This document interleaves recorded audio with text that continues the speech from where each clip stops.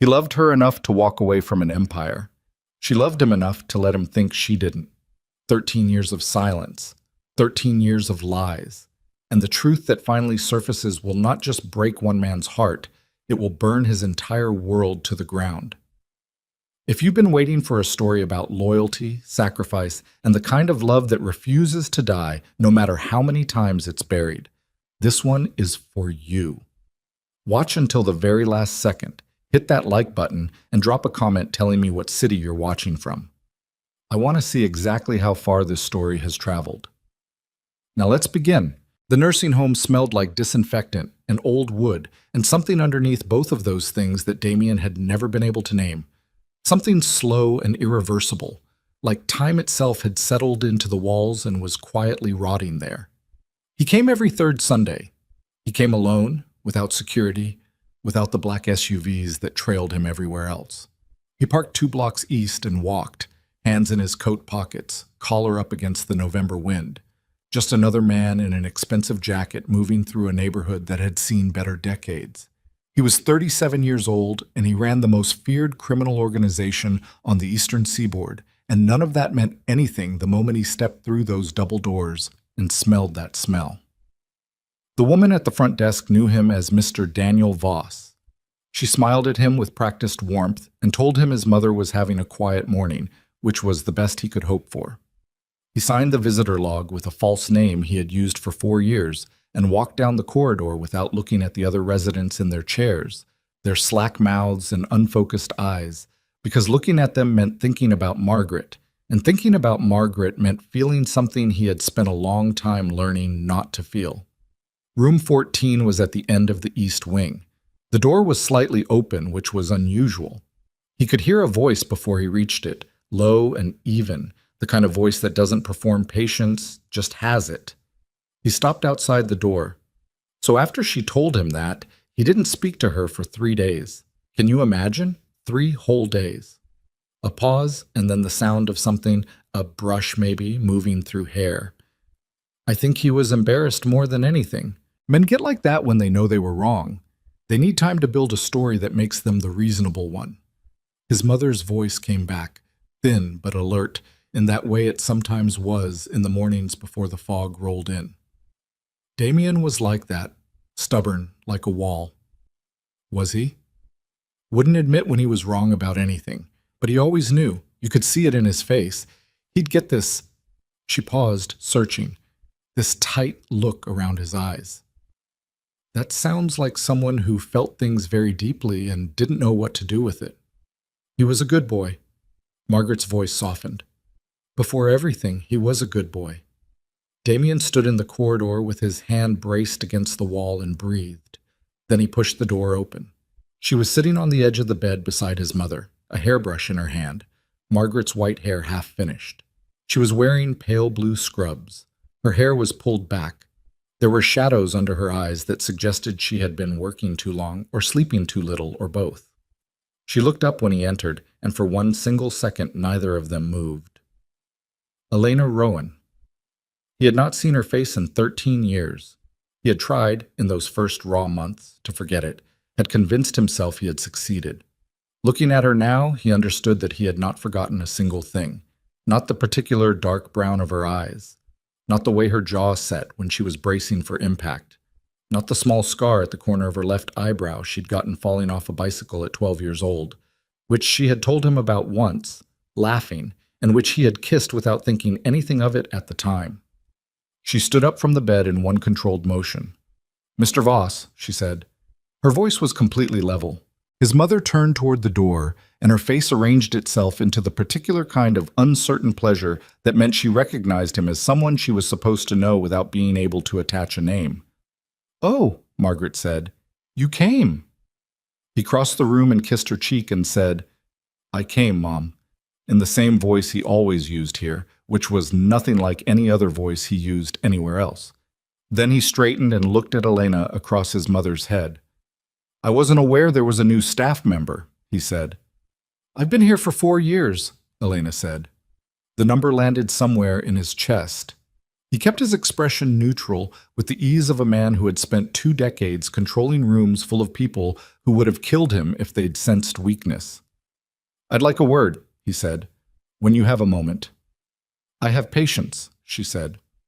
"When you have a moment," he repeated, and something in his tone closed the conversation. She looked at him steadily for 3 seconds, long enough to make clear she wasn't intimidated, then said to Margaret, "I'll be right back to finish your hair, Mrs. Vescari," and set the brush on the bedside table with the particular care of someone who was making sure their hands didn't shake. He followed her into the corridor. She walked to the end of it, to a narrow window that looked out over a brown November garden, and then she turned and faced him with her arms crossed and her chin level. "You need to leave," she said quietly. "Excuse me?" "This is my shift. You can speak to the director if you have concerns about patient care." He looked at her. He looked at the way she was holding herself, controlled, deliberate, the posture of someone who had been expecting this moment and had rehearsed for it, and was still not entirely sure the rehearsal was enough. "You've been taking care of my mother for 4 years, he said. "I take care of a lot of patients." "You knew who she was. Her name is on her chart." "Elena." The name in his mouth after 13 years.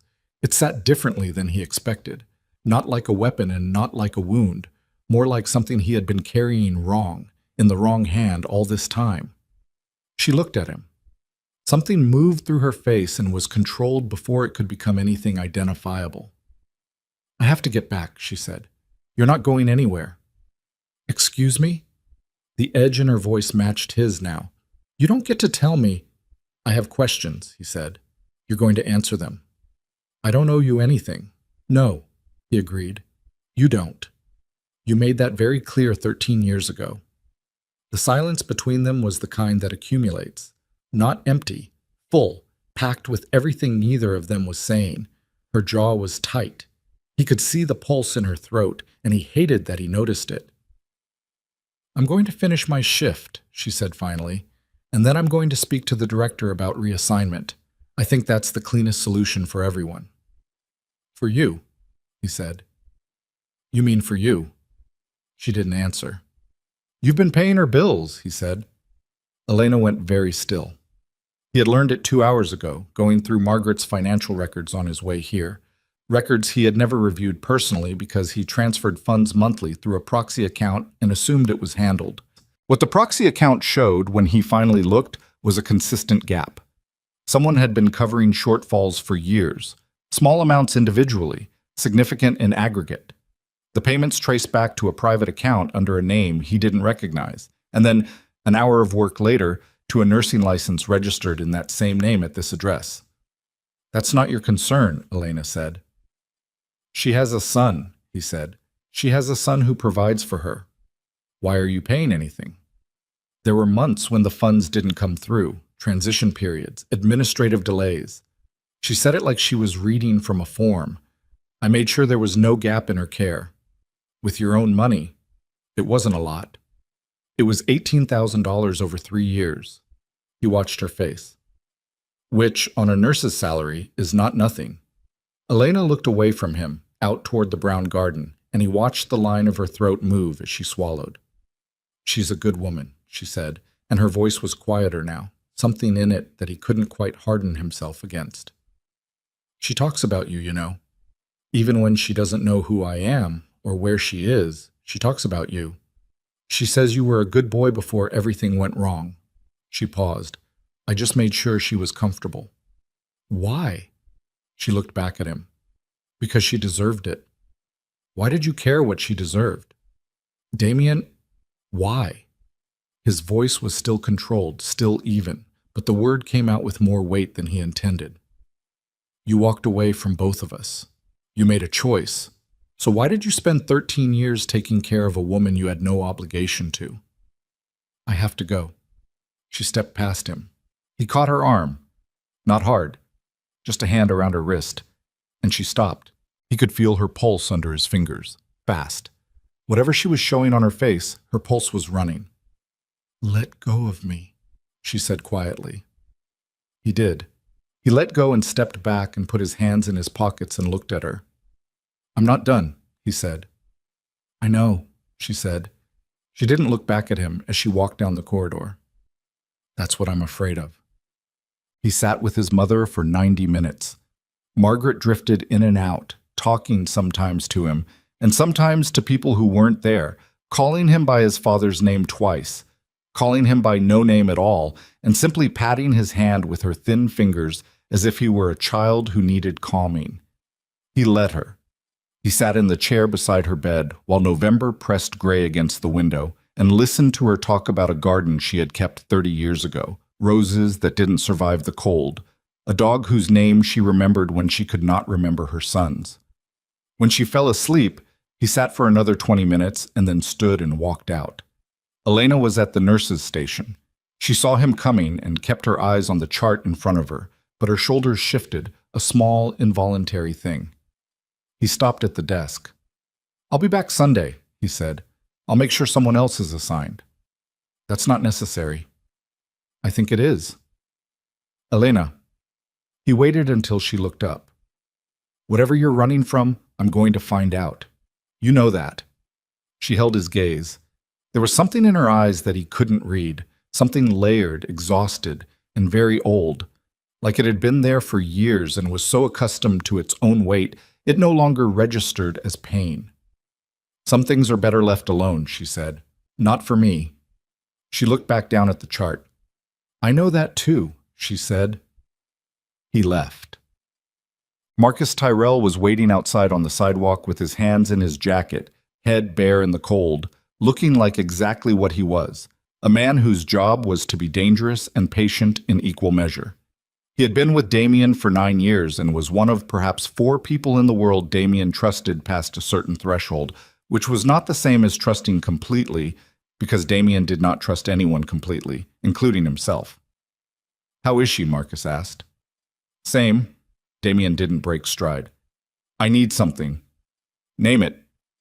"Employee file. Westbrook Care Facility, East Wing. Nurse." He paused. "Elena Rowan, or whatever name she's using." Marcus didn't ask questions. This was one of the reasons Damien kept him close. "Timeline?" "Tonight." They reached the car.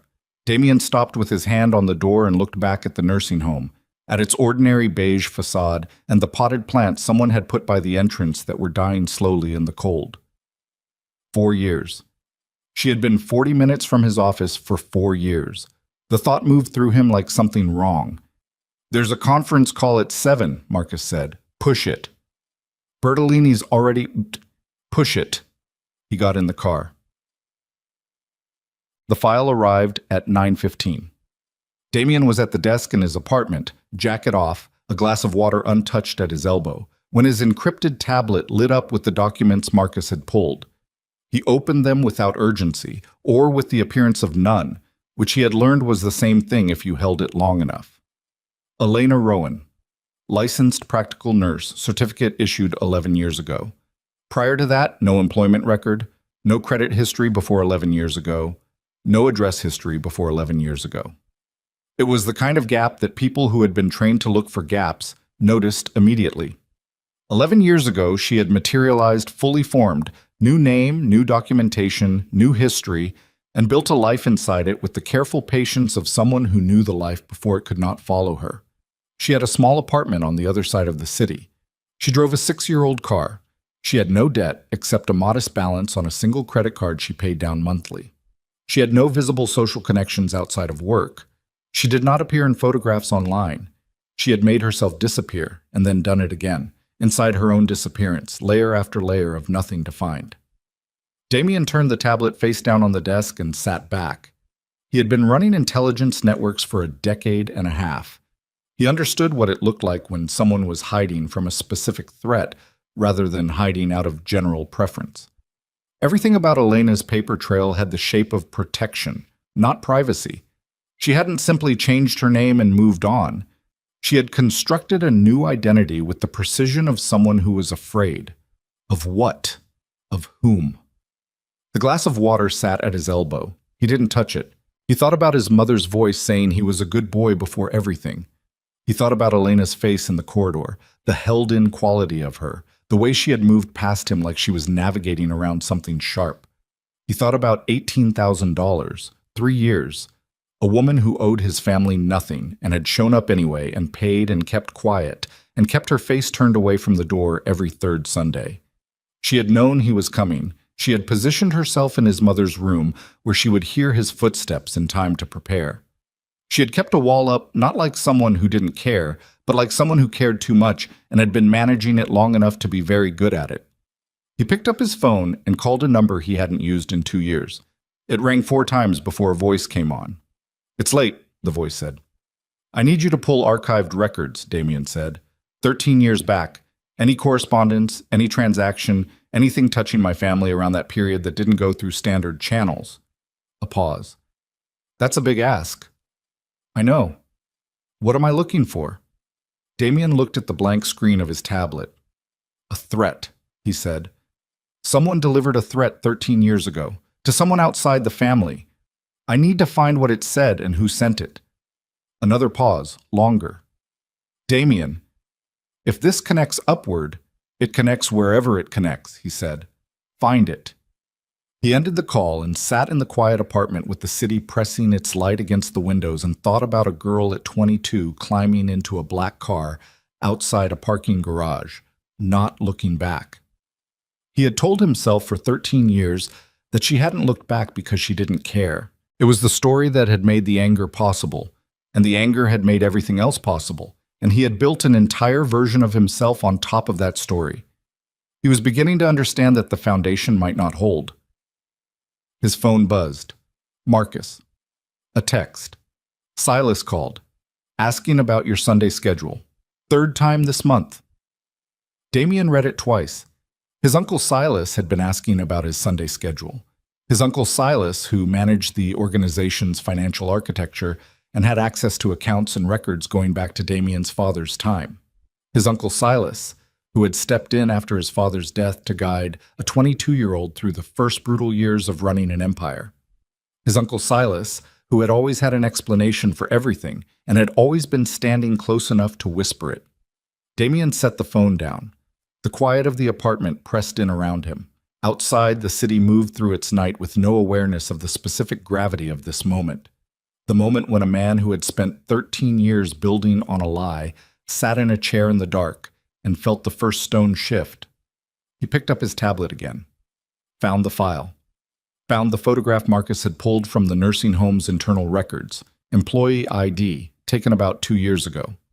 Elena, slightly younger than he'd seen her today, looking directly at the camera with the expression of someone who had agreed to be photographed and was getting it over with. Not smiling, not performing, just looking. He had been so certain for so long that what he'd seen in that parking garage was everything there was to see. The car, the man, the not looking back. A clean story. An ending. But she had been here, taking care of his mother, paying for it with money she didn't have to spare, knowing he would come through those doors eventually and choosing not to run, or not running fast enough, which was almost the same thing. His phone buzzed again, a different number. The contact he'd called 6 minutes ago. He answered. "You're not going to like this," the voice said. "Tell me anyway." "I found a file. Archived, routed through a secondary channel, tagged with a code I haven't seen in a while." A pause. "Damien, the code is Silas's." The room didn't change. The light didn't change. Damien sat very still with the phone against his ear and felt something cold move through him that had nothing to do with the temperature. "What does the file say?" he asked. "It's a threat communique, professionally drafted, delivered to an unidentified recipient, female, 13 years ago." Another pause. Careful now. "It says if she doesn't disappear within 48 hours, you'll be killed. It says if she tells you about the threat, you'll be killed. It says if she contacts you again in any form." The voice stopped. "Say it," Damien said. "It says you'll die the same way your father did." The silence on the line stretched. "The same way my father did," Damien repeated. Yeah.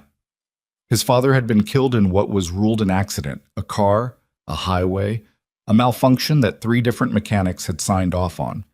Damien had never entirely believed it, and had never been able to prove otherwise, and had spent a long time deciding it didn't matter because his father was gone either way. Apparently it mattered. "Where's the file routed from?" he asked. His voice was very quiet. "An internal server, restricted access." A pause. "Damien, it's routed from your uncle's private channel, the same channel he's been using for 20 years. This isn't speculation. The signature is his."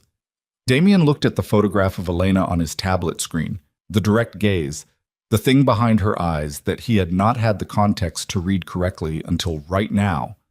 She hadn't left him for another man. She had left him to save his life. And someone in his own family had made her.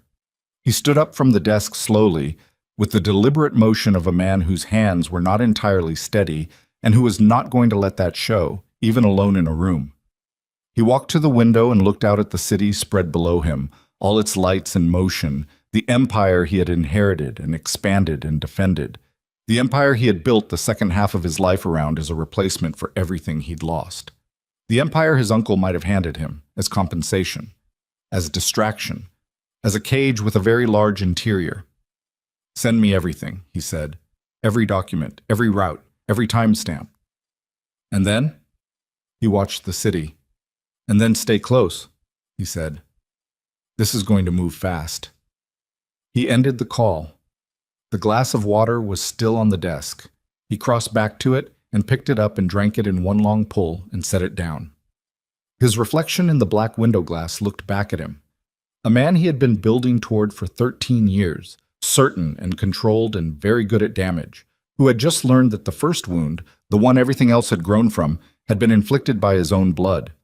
He thought about his uncle's voice, the particular tone Silas had when he was managing a situation, the slight warmth that was always professional, never intimate, the warmth of a man who practiced it. He thought about Silas calling to ask about his Sunday schedule, 3rd time this month.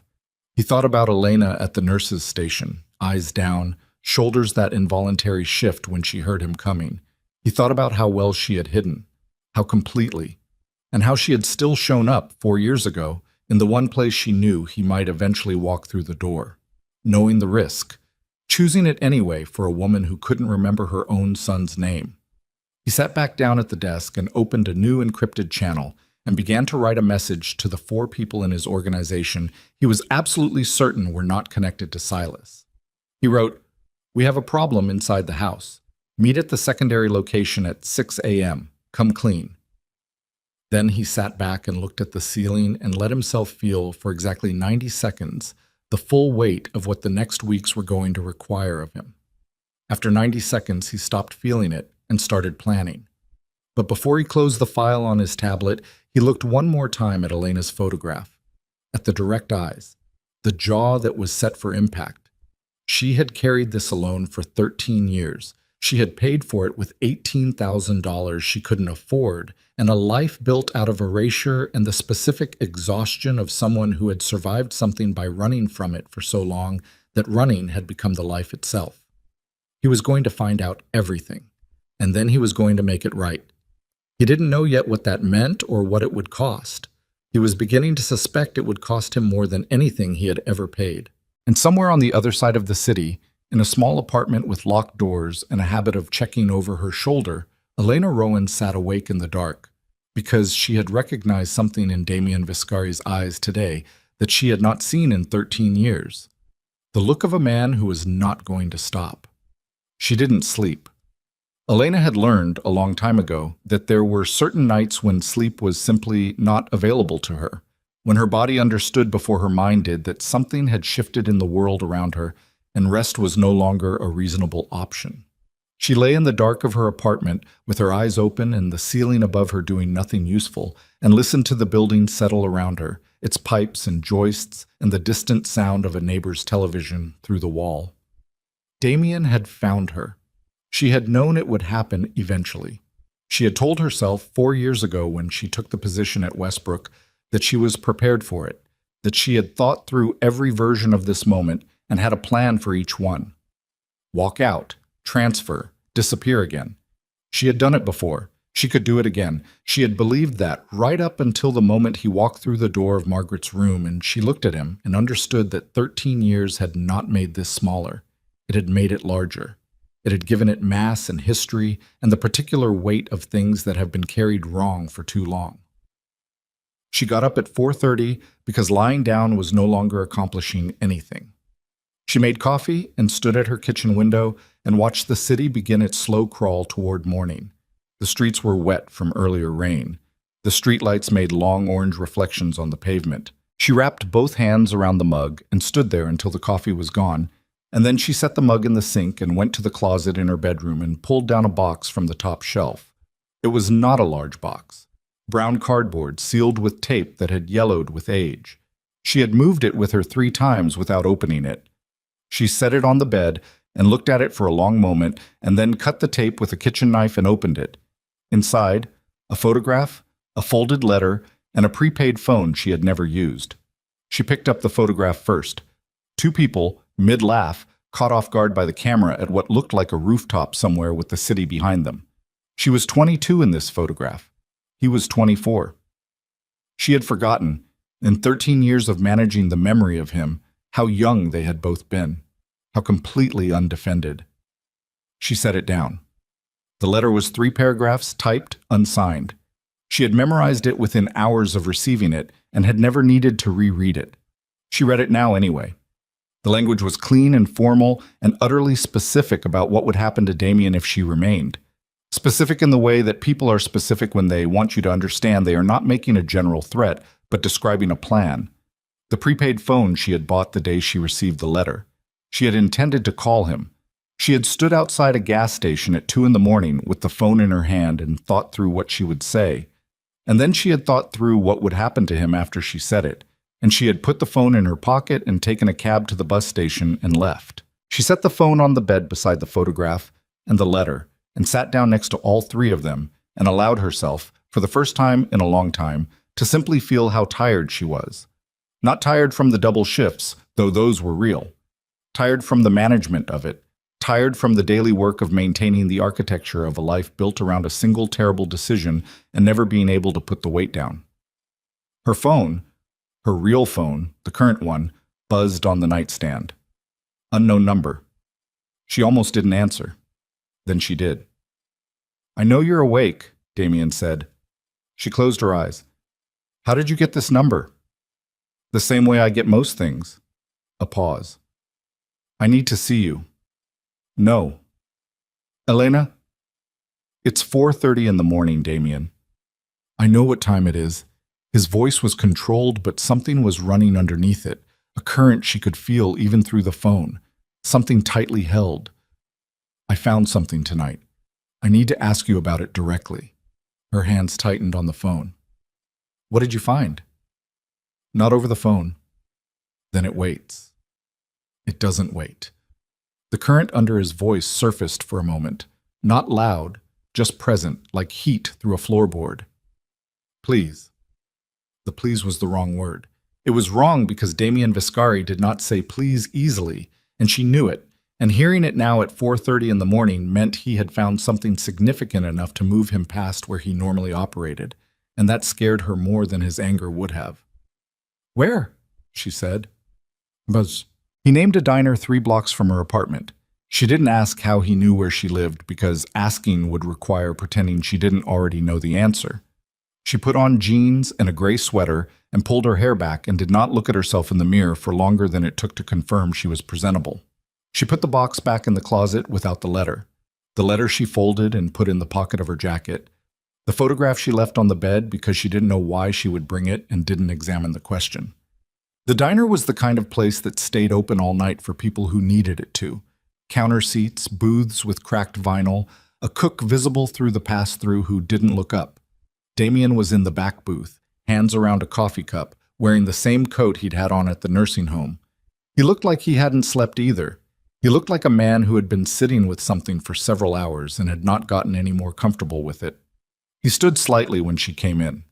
An automatic thing, she thought, something from a version of him that predated the Empire. She slid into the booth across from him. A waitress appeared and she ordered coffee without looking at the menu, and the waitress left, and they were alone in the back of a diner at 4:45 in the morning with 13 years between them on a Formica table. "Talk," she said. He looked at her. Silas sent you a letter. The word letter hit her sternum like a flat hand. Her face did not change. She was very good by now, at faces not changing. 13 years ago, Damien said. A threat, typed, specific. His eyes were on hers. It said if you didn't disappear, I'd be killed. It said if you told me about it, I'd be killed. He paused. It mentioned my father. The waitress came back with coffee. Elena wrapped her hands around the cup and waited until the waitress moved away. How did you find it? She asked. An archived channel, Silas's signature. He leaned forward slightly. Elena, I need you to tell me if I'm right.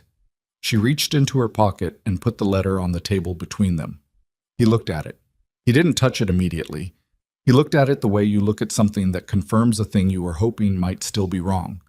Then he picked it up and unfolded it and read it, and she watched his face while he did.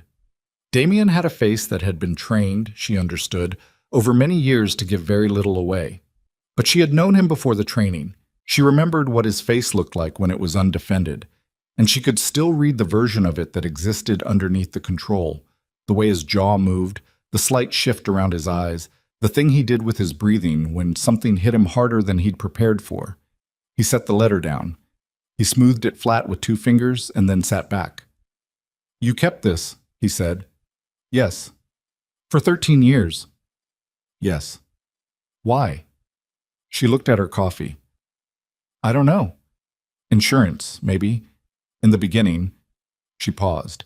And then just because I had it. It was proof that something happened. That it wasn't... She stopped. That it wasn't what? He said. That it wasn't nothing, she said. That I had a reason. The diner was quiet around them. The cook turned something on the grill, and the smell of it drifted through. Outside, a car went past with its music too loud for the hour, and then was gone. You got in that car, Damien said. Outside the Meridian garage. A man I didn't know.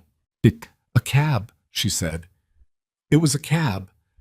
I had called it from inside because I knew if I saw you, I wouldn't... She stopped again. Started again. I couldn't say goodbye to you. I knew I couldn't do it if I saw your face, so I didn't look back. She met his eyes. I have thought about not looking back every single day for 13 years. Something moved across Damien's face that was not anger and not grief exactly. More like the recognition of a specific dimension of damage, the moment when you understand that something was done to you at a depth you had not fully measured. He told me what he was going to do, Damien said quietly. My father. 2 weeks before he died. He told me he was planning to restructure the organization, reduce Silas's role, pull back from certain operations Silas had built. He looked at the letter. My father died 3 weeks after you left.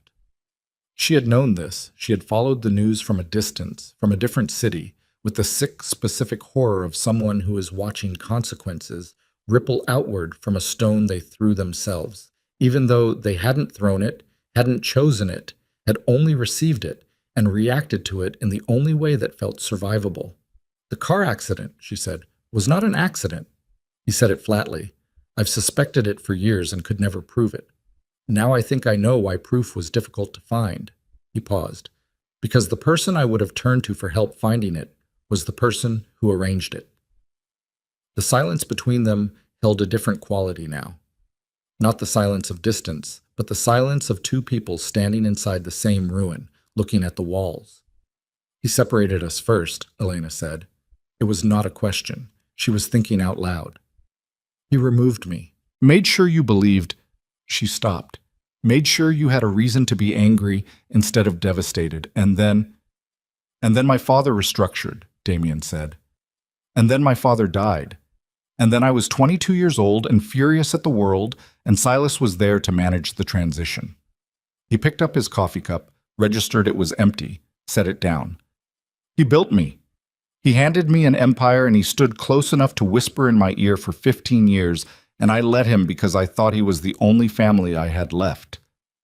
Damien, don't. The word came out with a controlled sharpness, not at her.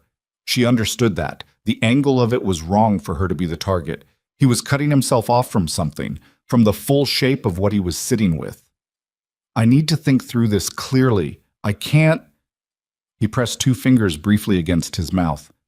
I cannot be what I feel right now and also be functional, and I need to be functional. She understood that. She had spent 13 years being functional at the expense of everything else. What are you going to do? She asked. I have people looking at the archives. Everything Silas ran, every channel, every transaction. His eyes came back to her. When we have enough, it's over for him. And if he finds out you're looking before you have enough? Damien's expression gave her the answer before his words did. That's the problem, he said. He's been asking about my Sunday schedule. He knows I've been going somewhere. He doesn't know where yet. Elena sat very still. He doesn't know about my mother, Damien said. That location has been protected for 4 years. But if he starts pulling the right threads, he stopped. You need to be careful. I need to leave, she said. I need to transfer out of Westbrook and no. The word was immediate and firm. If you disappear now, he'll know I found something. The facility, my mother, all of it becomes a thread he can pull. He looked at her steadily. I need you to stay. You need me to stay, she repeated. For a short time. A week. Maybe 2. Damien, if he figures out who I am, he won't. You can't promise that. No, he said. I can't. He held her gaze. I know what I'm asking.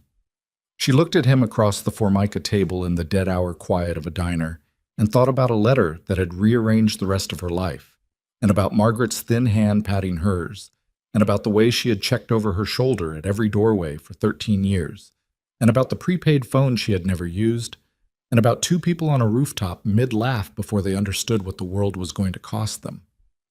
2 weeks, she said. He nodded, and then I'm done. Whatever happens after, I'm out.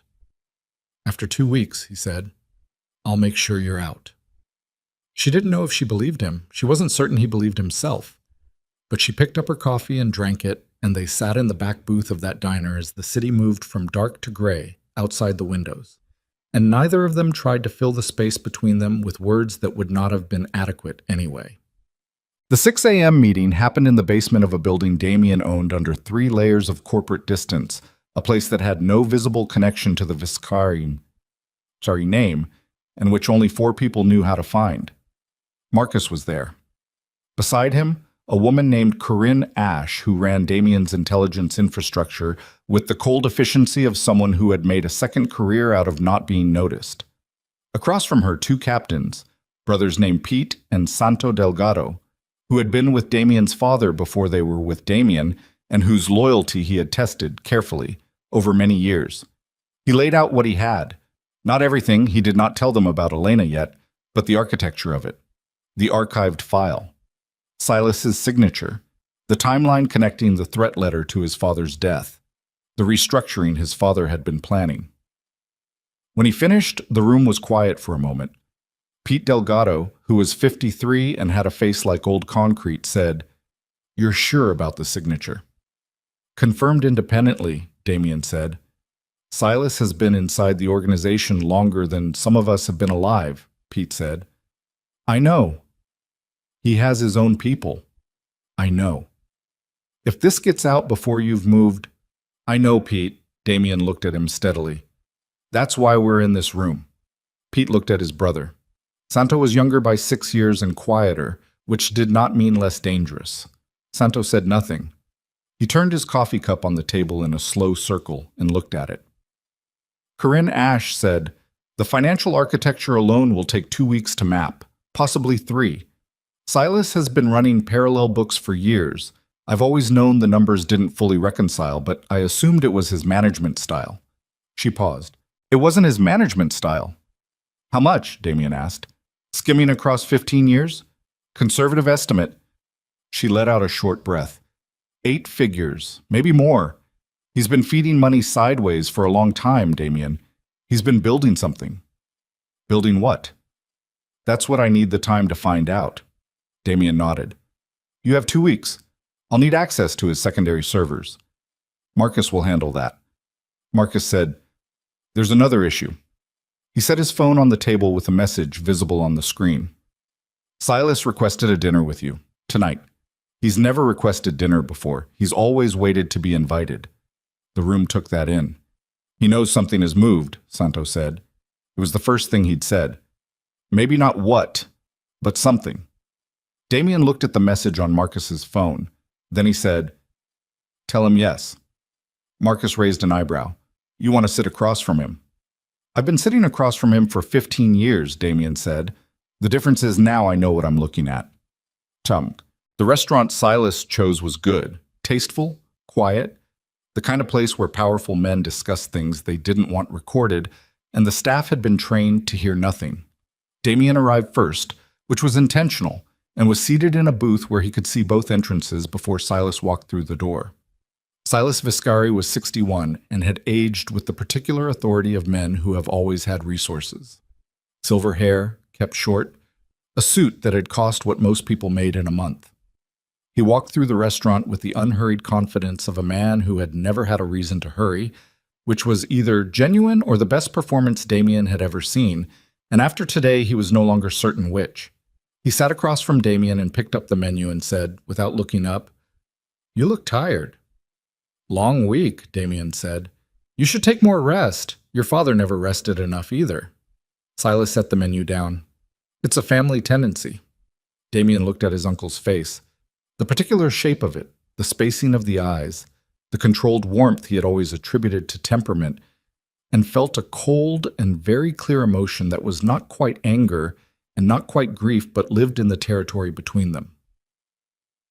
"You've been asking about my Sunday schedule," he said. Silas smiled, a small contained thing.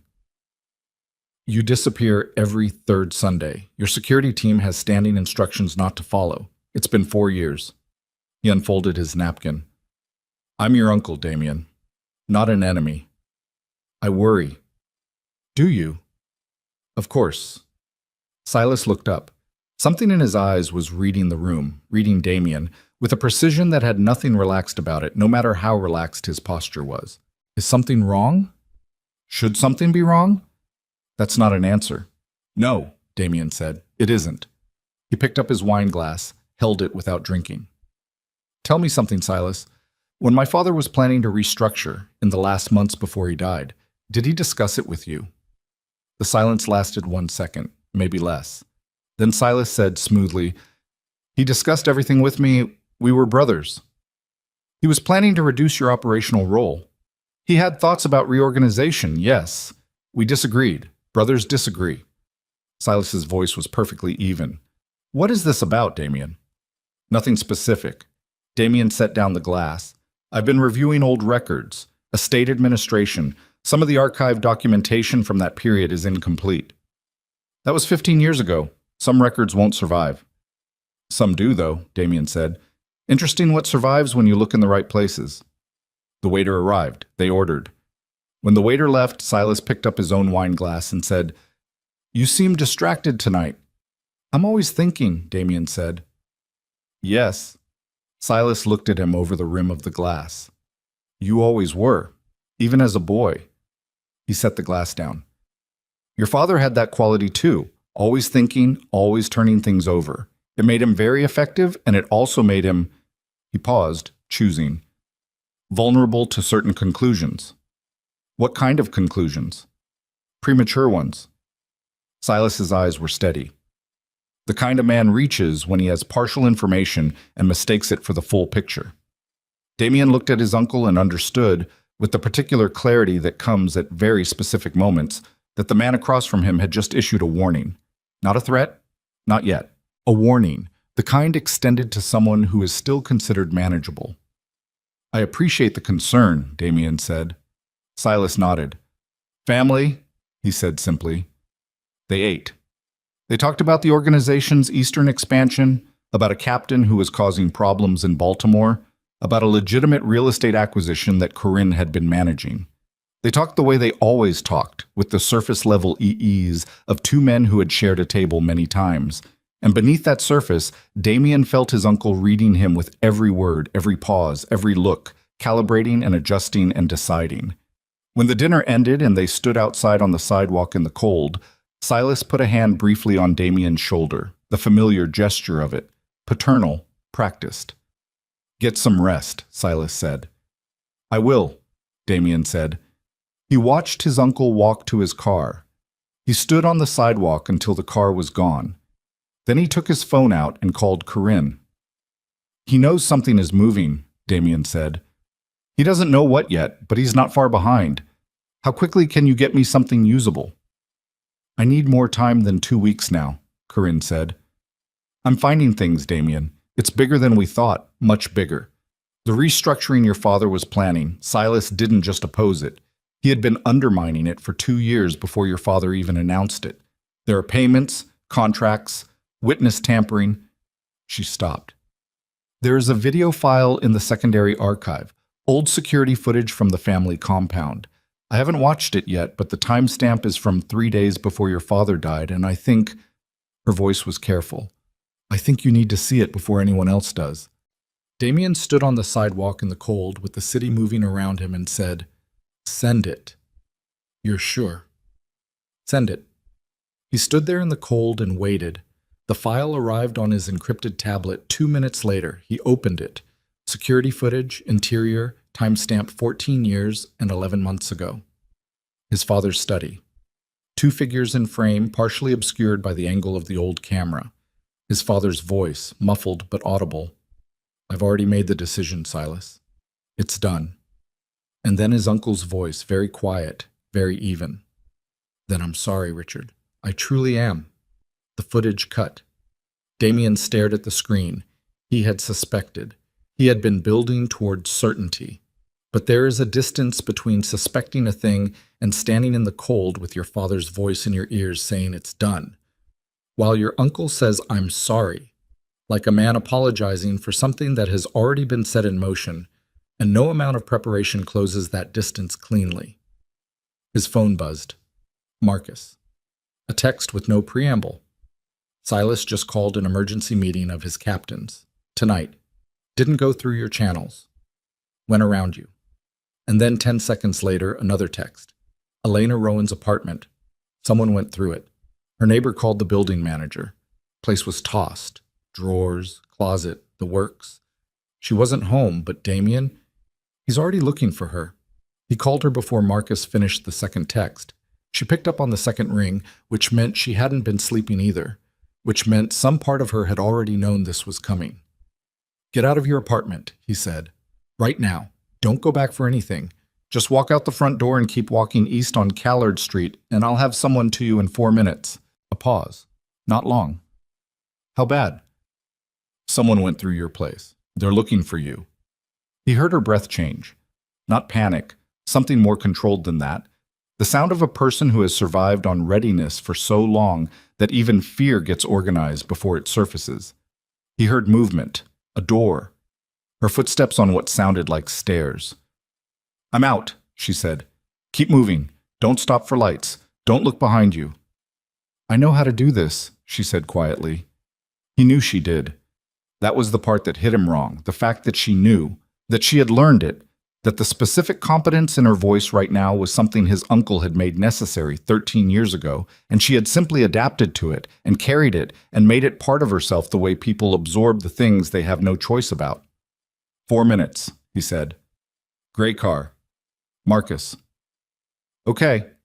He ended the call and stood on the sidewalk outside the restaurant and looked at his phone and then at the street and then at the city around him with the specific focus of a man who is rearranging every piece on the board simultaneously. Silas had moved faster than he'd expected, which meant one of 2 things. Either Silas had better intelligence than Damien had accounted for, or someone in Damien's circle had talked. Neither option was comfortable. He called Corinne. "Lock everything down. Your servers, your access points, everything you've been pulling on Silas. Air gap it now. Don't run anything through the main network." "Already moving," she said. "Damien, I've been going through the secondary archive and there's something else, a name I didn't expect." "Tell me." "Not over this line." She paused. "In person. And soon." He didn't like the quality of her voice. Corinne Ash did not rattle easily. She was one of the steadiest people he employed, and what he was hearing was not exactly rattle, but something adjacent to it. The sound of someone who has found a thing that is larger than what they went looking for. 2 hour, he said. Secondary location. He put the phone away and walked to his car and drove. Marcus had Elena at a safe house by the time Damien arrived. A clean apartment on the 14th floor of a building on the north side that appeared in no organizational records and was registered to a shell entity Damien had established years ago for contingencies exactly like this one. Elena was sitting at the kitchen table with a glass of water she hadn't touched, still in her jacket. She looked up when he came in. She did not look frightened. She looked like someone who was being very deliberate about not looking frightened, which was different. "Did you see anyone?" he asked. "No." "The neighbor who called it in?" "Mrs. Faber. She's 72 and she hears everything through that wall. She would have called the moment she heard the door go." Elena turned the water glass on the table. "They couldn't have been there more than an hour before she noticed." "Which means they went in after you left for the diner." He sat down across from her. "Which means they were watching your building before I called you. They were already in motion." Elena was quiet for a moment. Then, "What did they take?" "We don't know yet. Marcus has someone going through." "The box," she said. "In my closet. If they found the box..." "The letter was with you." "Yes." She pressed 2 fingers briefly against her mouth. "There were other things. Nothing with names, nothing that points anywhere directly." She paused. "There was a photograph." He looked at her. "The 2 of us," she said. "From before."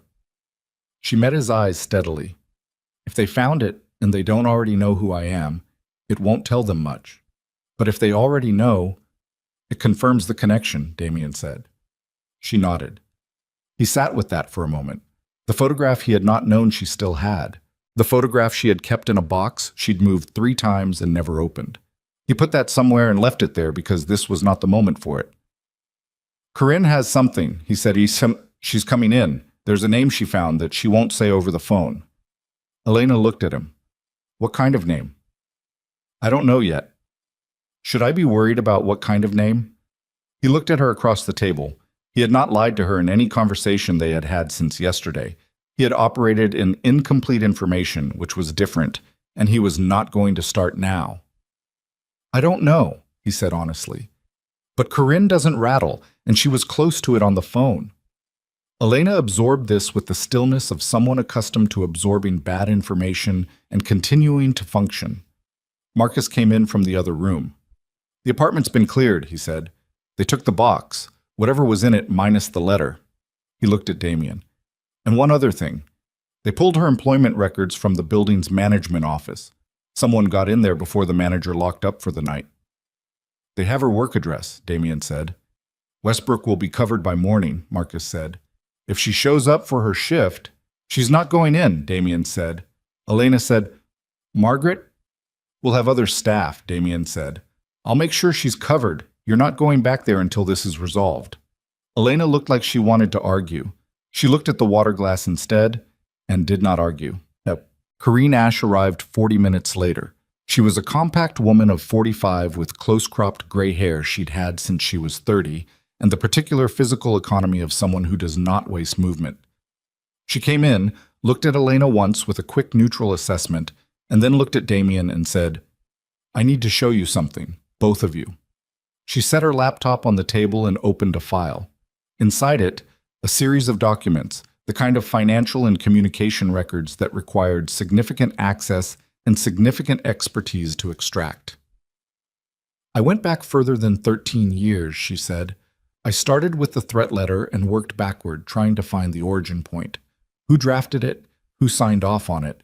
What else moved at the same time?" She pulled up a transaction record. There was a payment made around the same time the letter was delivered, routed through a shell to a private investigator. The PI's job was to locate a specific individual and provide detailed personal information, address, schedule, relationships. She looked at Elena. "The target of the investigation was you." Elena said nothing. "The PI firm was hired through a third-party contractor," Corinne continued. "I traced the contractor." She paused. "The contractor wasn't Silas." The room was quiet. Damien said, "What?" The payment structure, the routing, it's a different hand, different methodology. Corinne turned the laptop so they could both see the screen. I know Silas's architecture. I've been inside his books for 11 years. This isn't his work. It's cleaner. The shell layers are deeper and they're structured differently, with a patience that Silas doesn't usually. She stopped. Silas was involved. The threat letter has his signature. I stand by that. But the investigation, the gathering of information on Elena that made the letter possible, that came from somewhere else first. Someone fed Silas the information. Someone pointed him at her and gave him what he needed. Damien leaned forward. Who? Corinne looked at him. She looked at him with the expression of someone who has been carrying a piece of information for 2 hours and has not found a way to make it easier. The payment, she said, traces back through 4 shells. At the end of it, she tapped the screen. The originating entity is a holding company called Meridian Collective, registered in Delaware, dormant for 11 years. She paused. Damien, Meridian Collective was incorporated by your father. The silence in the room was total. My father, Damien said. The incorporation documents are his signature, his attorney of record at the time.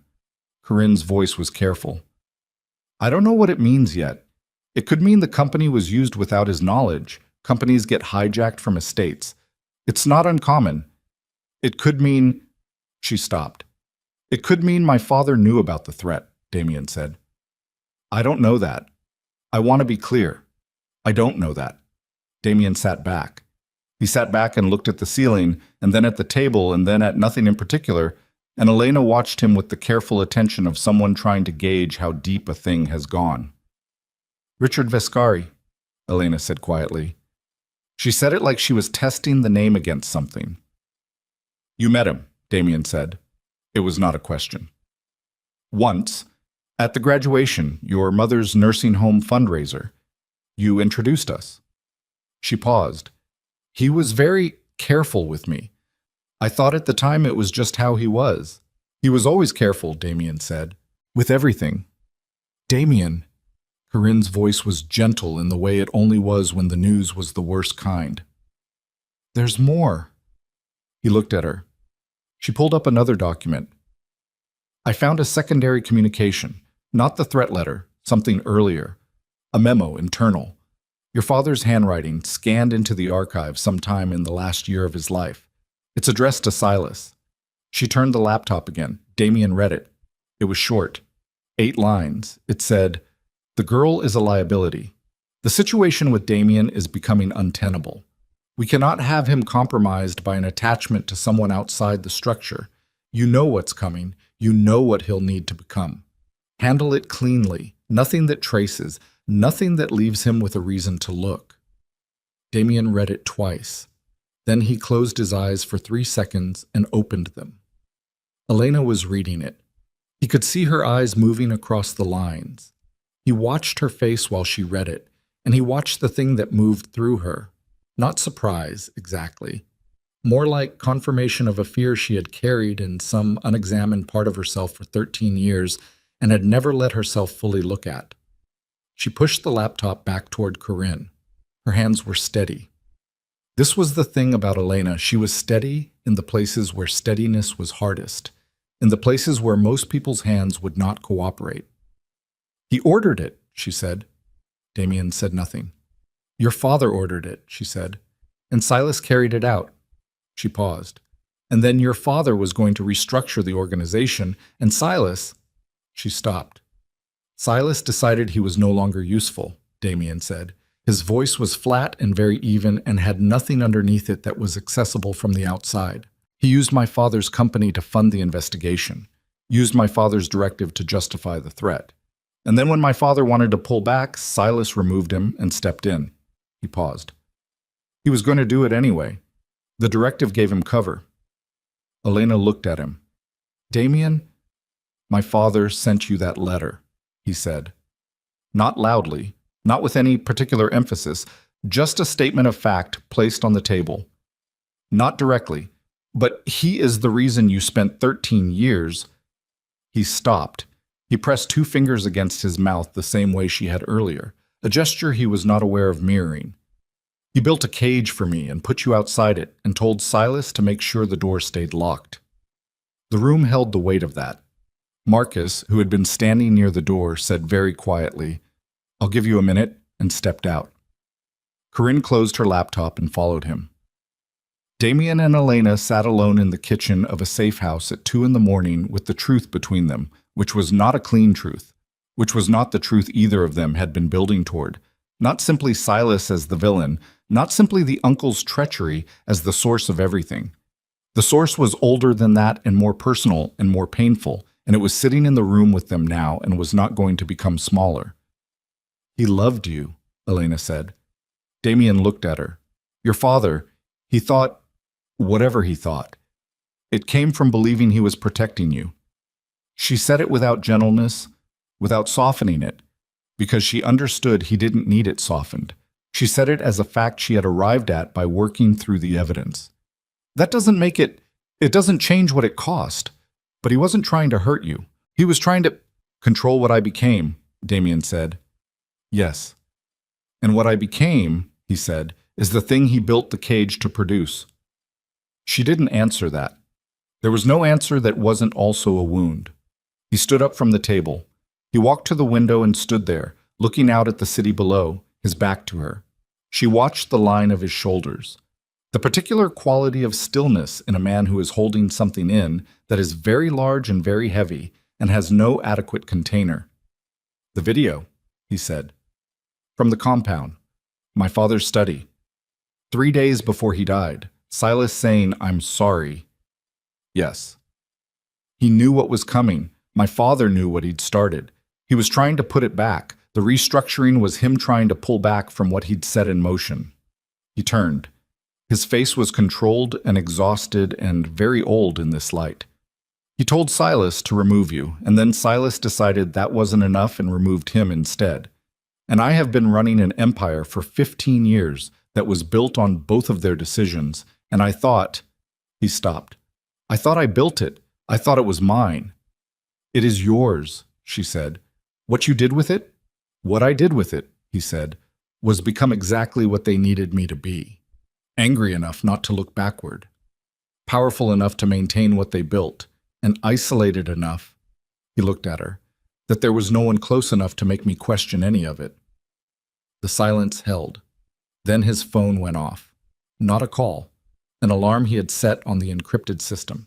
A trigger that fired when specific keywords appeared in monitored communications. He looked at the screen. His expression changed. "What?" Elena said. He turned the phone so she could see the alert. It was a communication flagged from Silas's network, intercepted by Corinne's passive monitoring systems. 3 words in the body of the message, sent to an address Damien didn't recognize. "Find the nurse." And below it, sent 4 minutes later to a different address, a second message. "Westbrook Care. Patient Vescari, M. Pull the file. Find the connection." Elena stood up. "He's going after Margaret," she said. "Not Margaret," Damien said. He was already moving, already dialing Marcus. "He's using Margaret to find you. Silas doesn't know yet that you and I have connected. He thinks you're a loose thread, someone who might have documentation, someone who might be able to talk." He put the phone to his ear. "If he pulls Margaret's file, he finds 4 years of your work. He finds the payment records. He finds your name, the name you're using, and he connects it." He paused as Marcus picked up. "Marcus. Westbrook. Now. We need to pull Margaret's file before Silas's people get there, and I need a full security detail on the building within the hour." Marcus said something. Damien listened. His face went very still. He lowered the phone. "What?" Elena said. It was not a question. The flatness of her voice said she already knew it was bad. "Silas's people are already there," Damien said. "They went in 20 minutes ago. Someone on the overnight staff let them in." He looked at her. "They have Margaret's full file, and they have the name you've been working under for 4 years." The room felt smaller. "So he knows who I am," Elena said. "He will within the hour, as soon as someone runs the name." Damien set the phone on the table. "We're out of time." "Then move on Silas now," Elena said. "Don't wait for Corinne to finish. We don't have enough," he said. The video is suggestive. The financial records are incomplete. The threat letter implicates him, but a good attorney dismantles it in an afternoon.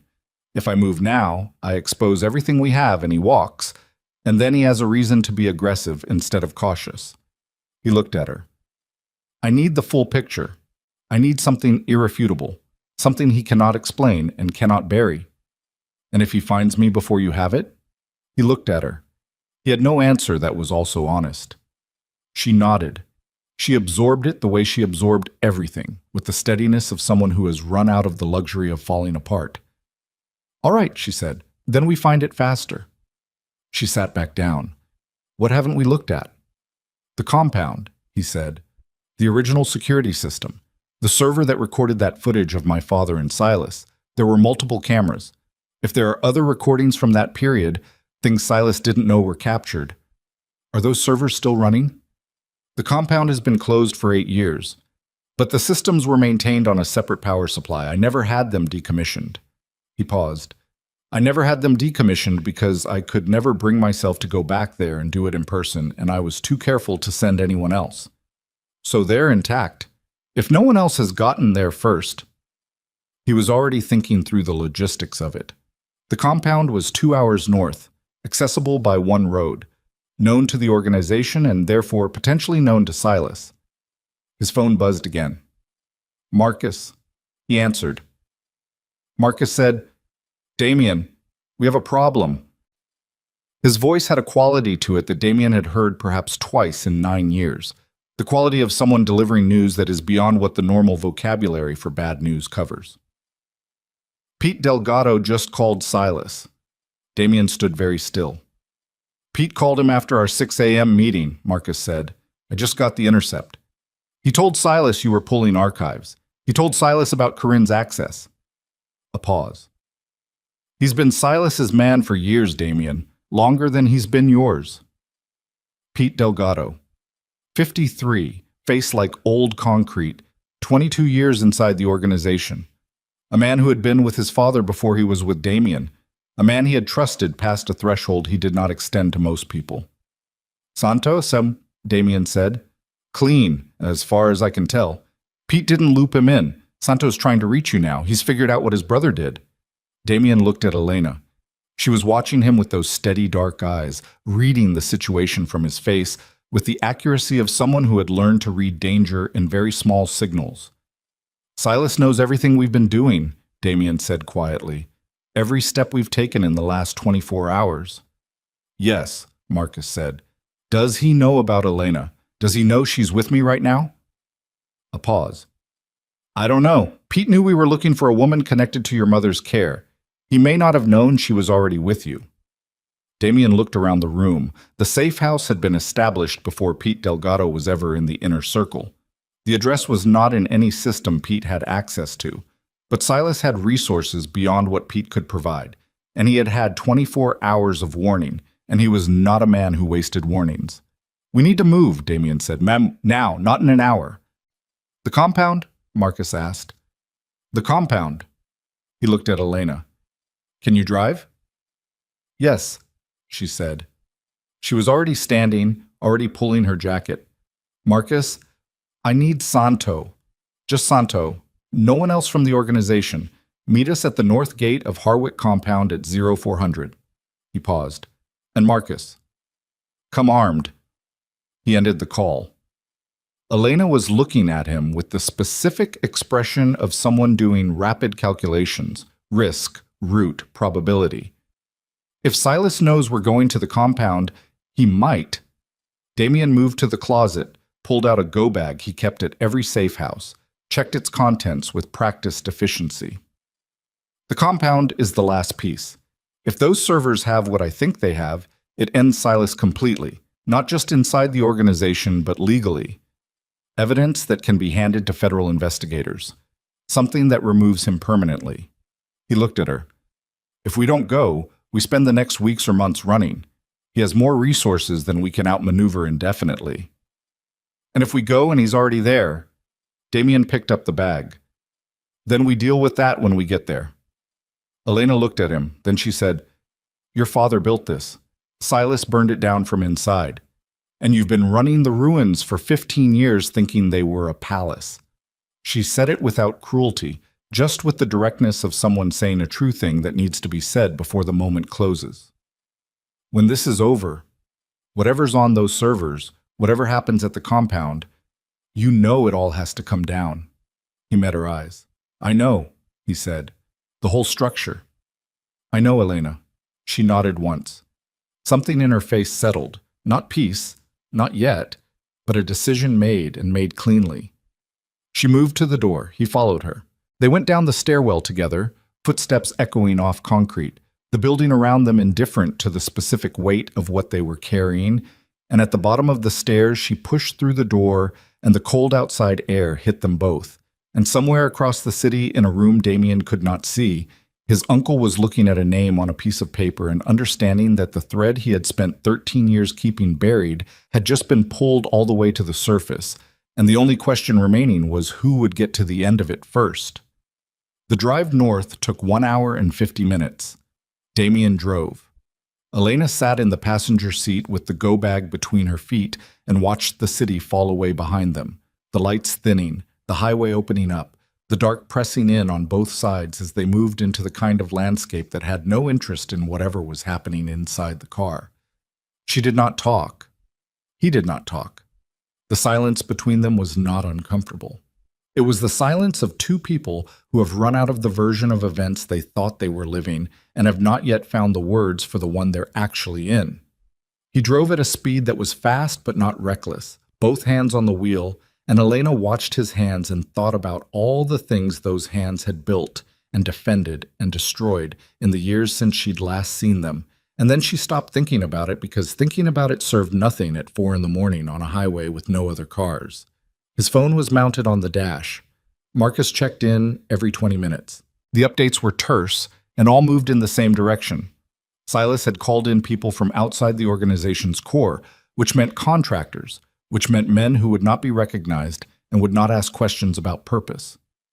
There were at least 6 of them confirmed, possibly more.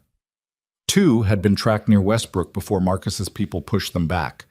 The others were unaccounted for. Unaccounted for meant somewhere between them and the compound.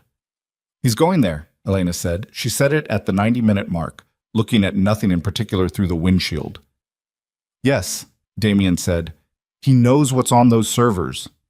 He must. A pause. He thought the compound was enough of a burial. No one's been there in 8 years. No reason to go, no reason to pull anything from the system. He kept his eyes on the road. He was right up until yesterday. What changed yesterday? He glanced at her. I found you, he said simply. She looked at him. He looked back at the road. The compound came into view at 3:47 a.m. Not the building first, but the gate, visible from the road. A black iron structure set into a stone wall, overgrown now with 8 years of unchecked vegetation pressing in from both sides. The access road was gravel, and the car made noise on it that seemed very loud in the surrounding silence. Damien killed the headlights 200 meters out and rolled the rest of the way using memory and what ambient light existed, which was not much. Marcus was already there.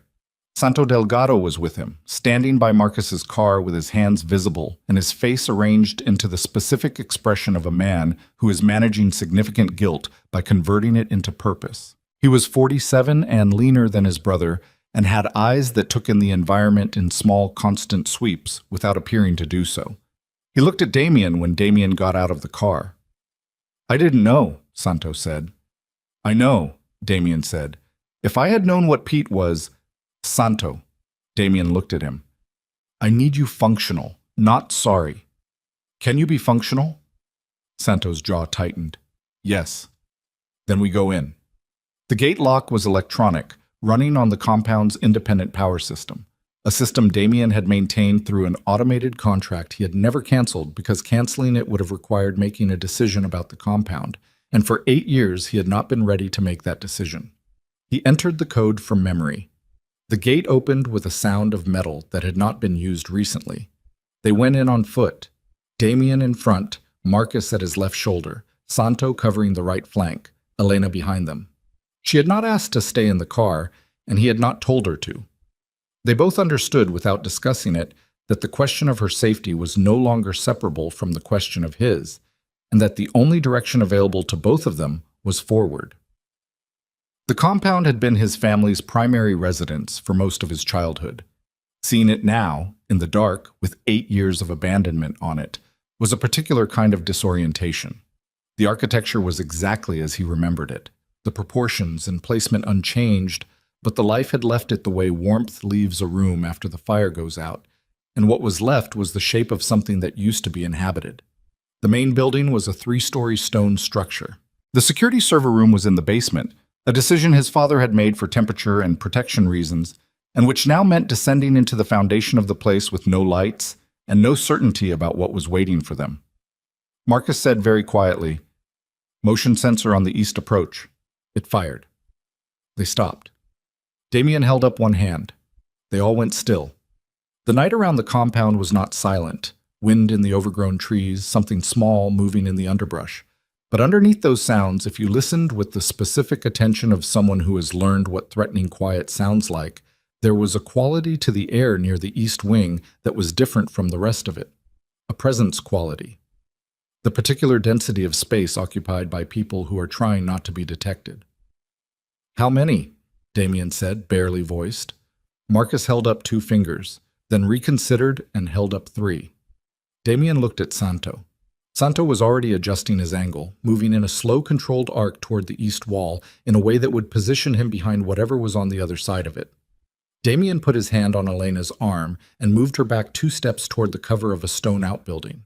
The groundskeeper's structure. He remembered it from childhood. Solid walls, 1 entrance. "Stay here," he said. "Don't—" "Elena." He looked at her in the dark. "I need to know you're here, specifically here, so I'm not also thinking about where you are." She held his gaze for a moment. Then she pressed herself against the stone wall of the outbuilding and said nothing else. He moved. What happened in the next 4 minutes was not elegant. It was the thing that violence actually is when it is not performed for an audience, fast and ugly, and decided by factors of positioning and surprise rather than any quality of the participants. Damien had not been a man who fought his own battles for several years, having long ago reached the level of organization where such things were delegated, but he had not forgotten how, and the body does not forget the things it learned under pressure. 3 men. Contractors, as Marcus had said, professional, equipped, but operating in unfamiliar terrain in the dark, which negated most of their advantages. Marcus took the first one before he could make noise. Santo got the second around the east corner. The third one saw Damien coming and got a shot off that went wide and hit stone, and the sound of it was enormous in the dark silence of the compound, and Damien understood, as he closed the distance and put the man down, that whatever element of surprise they had carried into this was now gone completely. He was on one knee in the gravel, breathing hard, when Marcus came back around. "More inside," Marcus said. He was not asking. "Yes," Damien said. "How many did he send?" "Enough to make sure," Damien said. He stood up. His knee hurt where it had hit the gravel. He didn't examine it. "We have to move now. The server room before anyone gets there first." They went through the main entrance. Damien had the key and used it rather than the time it would take to find another way in, and moved through the ground floor of the house in the dark. He knew the layout. He moved through it by memory, through rooms that smelled of dust and closed air, and the specific staleness of spaces not entered in years, through the kitchen where his mother had sat with coffee every morning, and the hallway where his father's study door used to stand open, and down the stairs into the basement.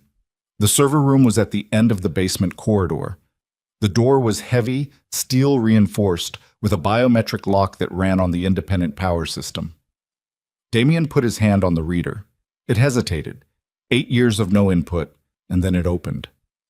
Inside, racks of equipment, some of it outdated by current standards but maintained and functional, the cooling system running at a low, steady hum. Damien crossed to the primary terminal and woke it up. "How long?" Marcus said from the door. "To find the file Corinne identified." He was already moving through the system. 10 minutes, maybe less." "We may not have 10 minutes." "Then cover the door." Marcus covered the door. Santo was somewhere in the corridor behind him. Damien stood at the terminal and worked through the system's directory with the focused speed of a man who learned these systems when they were installed and has not forgotten their architecture. And Elena came through the door 40 seconds after he'd told her to stay outside, because of course she did. He did not say anything about it. She moved to his right and watched the screen. "The timestamp," she said. "From Corinne's file? I know."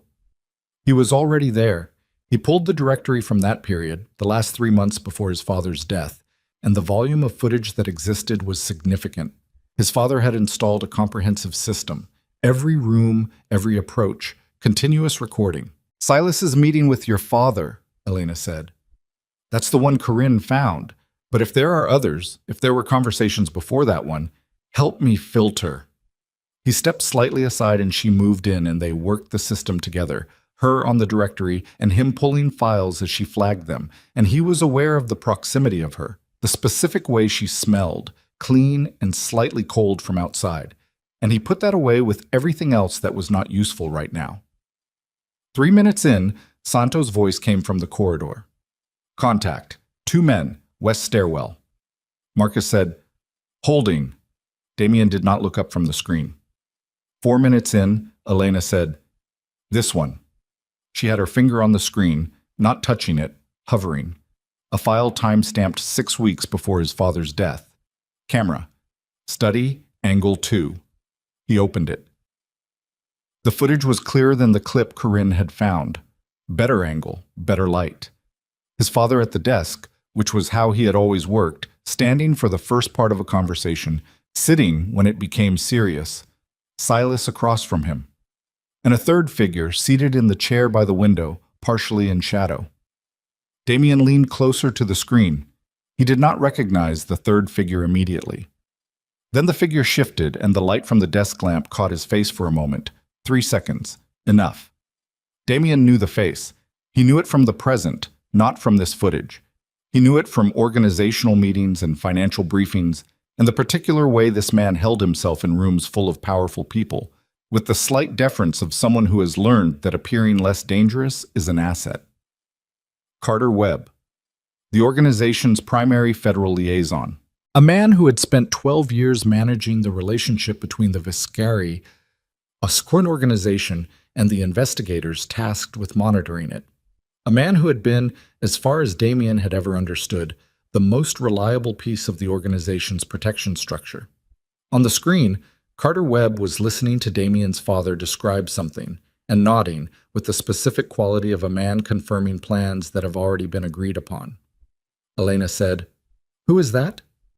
"Someone who was supposed to be on our side," Damien said. His phone buzzed. He almost didn't look at it. Then he did. The text was from a number he didn't recognize. 7 words.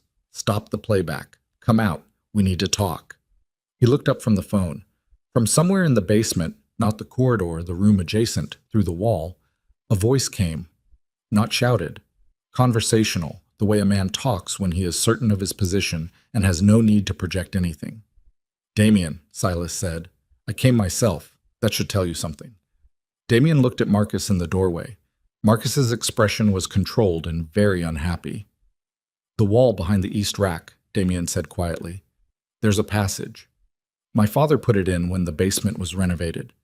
He had not thought about that passage in 20 years. He knew about it." "Of course he knew." Silas's voice came again, slightly closer. "I helped design this building. I know every door in it, including the ones that aren't visible." A pause. "The footage you're looking at, I know what's on it. I know what Corinne found. I know what you've been doing for the past 24 hours, Damien, because I had 12 hours of warning and I am very good at preparation." Another pause. "Come out and talk to me. Like family."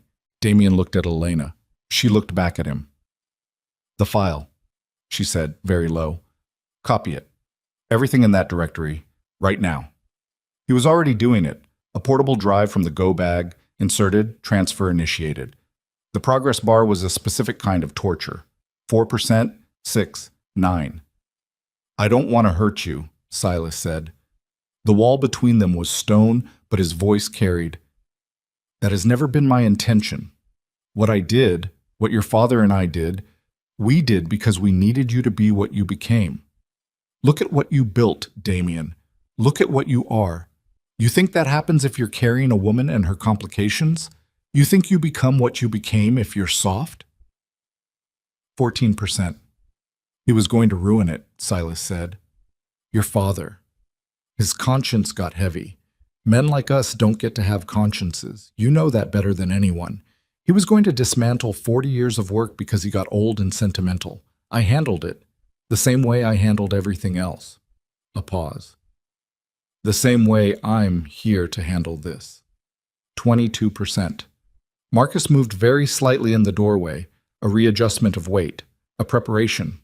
Santo was somewhere in the corridor and had gone silent, which meant he was either in position or he was not.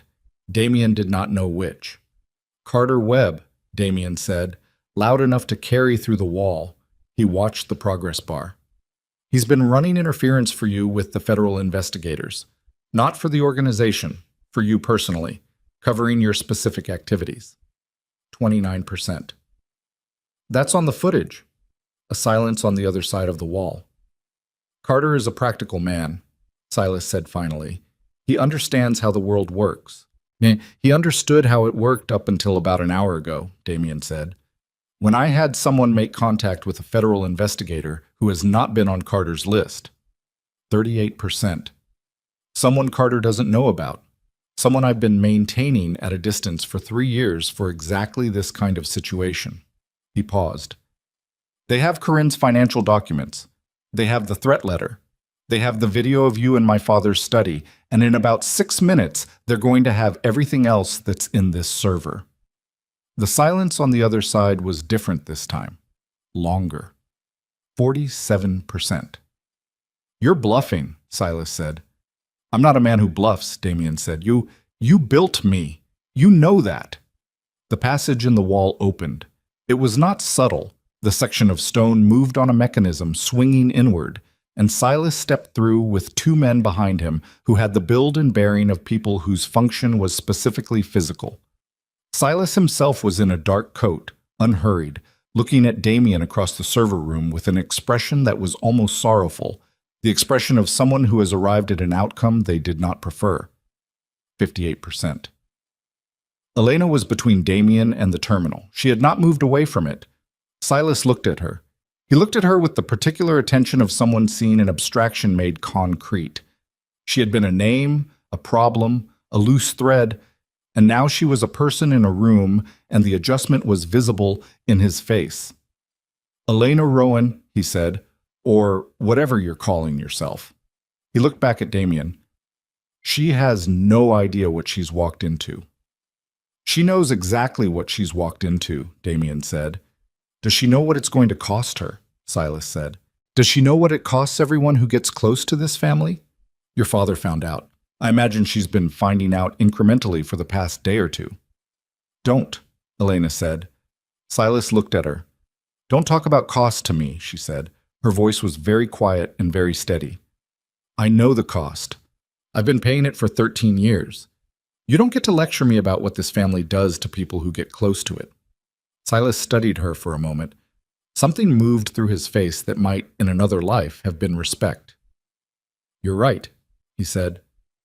I apologize. He said it with complete sincerity, which was the most unsettling possible delivery. 69%. Silas looked at the terminal, at the progress bar, then back at Damien. You know I can't let that complete, he said. You can't stop it, Damien said. I have 2 men in this room and at least 4 more in the building. Silas's voice remained conversational. Marcus is good. Your Delgado boy is angry enough to be effective, but numbers are numbers. They are, Damien agreed. 78%. Silas moved his eyes to Elena. Step away from the terminal, he said. She did not move. Elena, Silas said, with the particular patience of a man who has learned to be patient with obstacles. I have a great deal of respect for what you've endured. I genuinely do. You were collateral in something that wasn't about you, and you handled it with more dignity than most people manage. But I need you to step away from that terminal. No, she said. 84%. One of Silas's men moved toward the terminal. Marcus came through the doorway fast, and the room collapsed into motion. Not the organized violence of trained operatives working a plan, but the compressed, chaotic violence of too many people in a small room with too much at stake. And Damien moved into it and through it with the specific ferocity of a man who has nothing left to be careful about. He was hit once. A blow to his left side that was not clean, but was hard enough to put sparks at the edge of his vision and send him into a server rack that rocked but did not fall. He got his hands on the man who'd thrown it and used the rack behind him as a fulcrum and put the man on the floor and kept him there. The room was loud, and then it was quiet. 91%. Damien straightened. His side was wrong, something structural, possibly a cracked rib, the kind of injury that announces itself clearly but allows function if you are willing to pay the price of it. He was willing. He looked around the room. Marcus was upright. Santo had come through the passage. He had found the other side of it in the corridor and had come through behind Silas's men. 2 men down. The other 2 were being managed by Marcus and Santo with the controlled efficiency of people who have finished being uncertain. Silas had not moved during any of it. He was standing exactly where he had been, coat still straight, looking at Damien with an expression that had shifted into something quieter, a man doing a final calculation. 97%. "You're going to hand all of that to federal investigators," Silas said. "Yes," Damien said, "and yourself with it. The organization, everything you've built, you hand that over. You don't walk away clean either." "I know," Damien said. Silas looked at him for a long moment. 15 years, he said. "I built you for 15 years. "You built me wrong," Damien said. 99%. The transfer completed. The small sound the drive made when it finished was inaudible under normal circumstances. In the server room at that moment, it seemed very clear. Damien pulled the drive and put it in his jacket pocket. Silas looked at the terminal. Then he closed his eyes for exactly 1 second, a gesture that was almost private, the gesture of a man acknowledging to himself that something is finished, and then he opened them and looked at Damien with the clear, flat gaze of a man who has moved past one phase into whatever comes next. "There are things on that drive," Silas said quietly, "that are not about me. There are things that will change what you believe about your father, about this family, about the decisions that were made before you were old enough to make your own." He paused. "Are you prepared for that?" "I've been looking at it for the past 12 hours, Damien said. "I'm prepared." "You think you are," Silas said. From somewhere above them, in the main building, a sound. Multiple footsteps, moving fast, coordinated. Not the remaining contractors, a different quality of movement, the kind that comes with radios and vests and the specific authority of people who have been authorized to be here. Damien looked at Marcus. Marcus said, "That's the contact you told Silas about, the federal investigator." He paused. "Except you didn't actually make that call, did you?" "No," Damien said. "I bluffed." He looked at the ceiling, at the sound of boots moving through the floor above him. "But Corinne did, an hour ago. Without telling me she was going to, because she knew I hadn't decided yet, and she made the decision for me." The footsteps reached the basement stairs. Silas looked at Damien across the server room for the last time as a free man. His face was composed and held a kind of dignity that was genuine, which made it harder to look at rather than easier, because genuine dignity in a man who has done what Silas had done is the most disorienting possible combination. "You could have been what I needed you to be," Silas said. He said it without rancor, almost regretfully. "You had everything for it." "I know," Damien said. "That's the problem." The basement door opened and the room filled with light, and voices giving instructions, and the sound of the compound that had been silent for 8 years becoming very loud all at once, and Damien stood in the middle of it with a drive in his jacket pocket and a cracked rib and Elena's hand, which had found his in the chaos and was holding it with a grip that was not gentle but was very deliberate, and he held it back with the same quality, not gentle, not yet, just present, just here, just the specific fact of her hand in his in a room where everything was ending and something else had not yet begun. And then Santo Delgado's voice came from the passage, sharp and short. "Damien, there's a man down in the corridor, and it's not one of ours. It's Carter Webb, and he's been shot, and he's talking, and you need to hear what he's saying right now because he's not going to be saying anything for much longer." Carter Webb was dying in the corridor, and he knew it. He was on his back against the stone wall with his legs extended in front of him and one hand pressed against his side where the bleeding was, and the other hand flat on the floor beside him like it was checking the temperature of the stone. He had been shot by one of Silas's contractors, a man who had apparently decided that Webb's sudden willingness to talk made him a liability of a different category than originally planned. The contractor was not a problem anymore.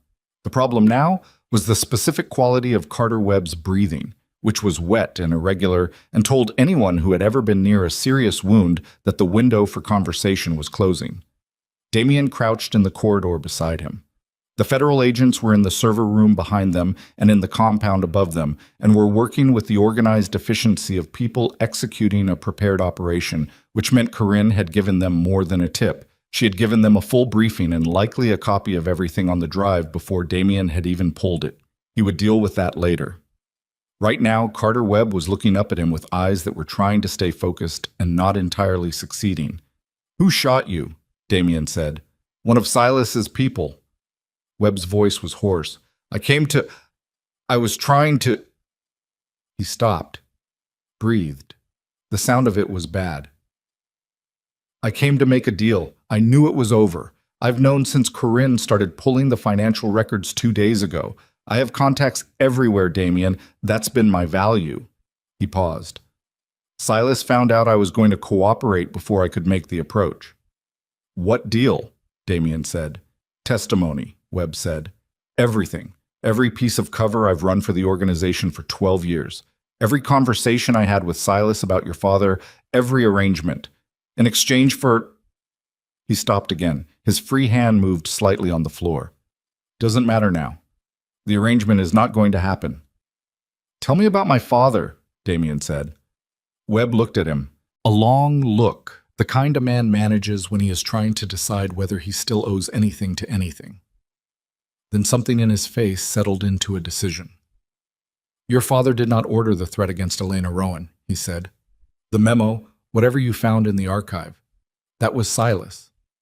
Silas drafted it in your father's handwriting. He had samples going back years. He did it to create documentation that would protect him if your father ever pushed back." He paused. "Your father didn't know the girl existed. He didn't know about Damien's relationship, not from any investigation Silas commissioned. He found out afterward. He found out because I told him." Damien went very still. "I told him," Webb repeated, quieter now. 6 weeks before he died. "I told him that Silas had forced a young woman out of his son's life using a forged threat letter under Richard's name. I told him because I thought..." He stopped. "I thought it would give him leverage over Silas, a reason to move against him. I was wrong about that. What it did was accelerate Silas's timeline." His hand pressed harder against his side. "Your father was trying to find her. In the last weeks of his life, he was trying to find Elena Rowan and make it right. He had one of his own people looking." Webb closed his eyes for a second.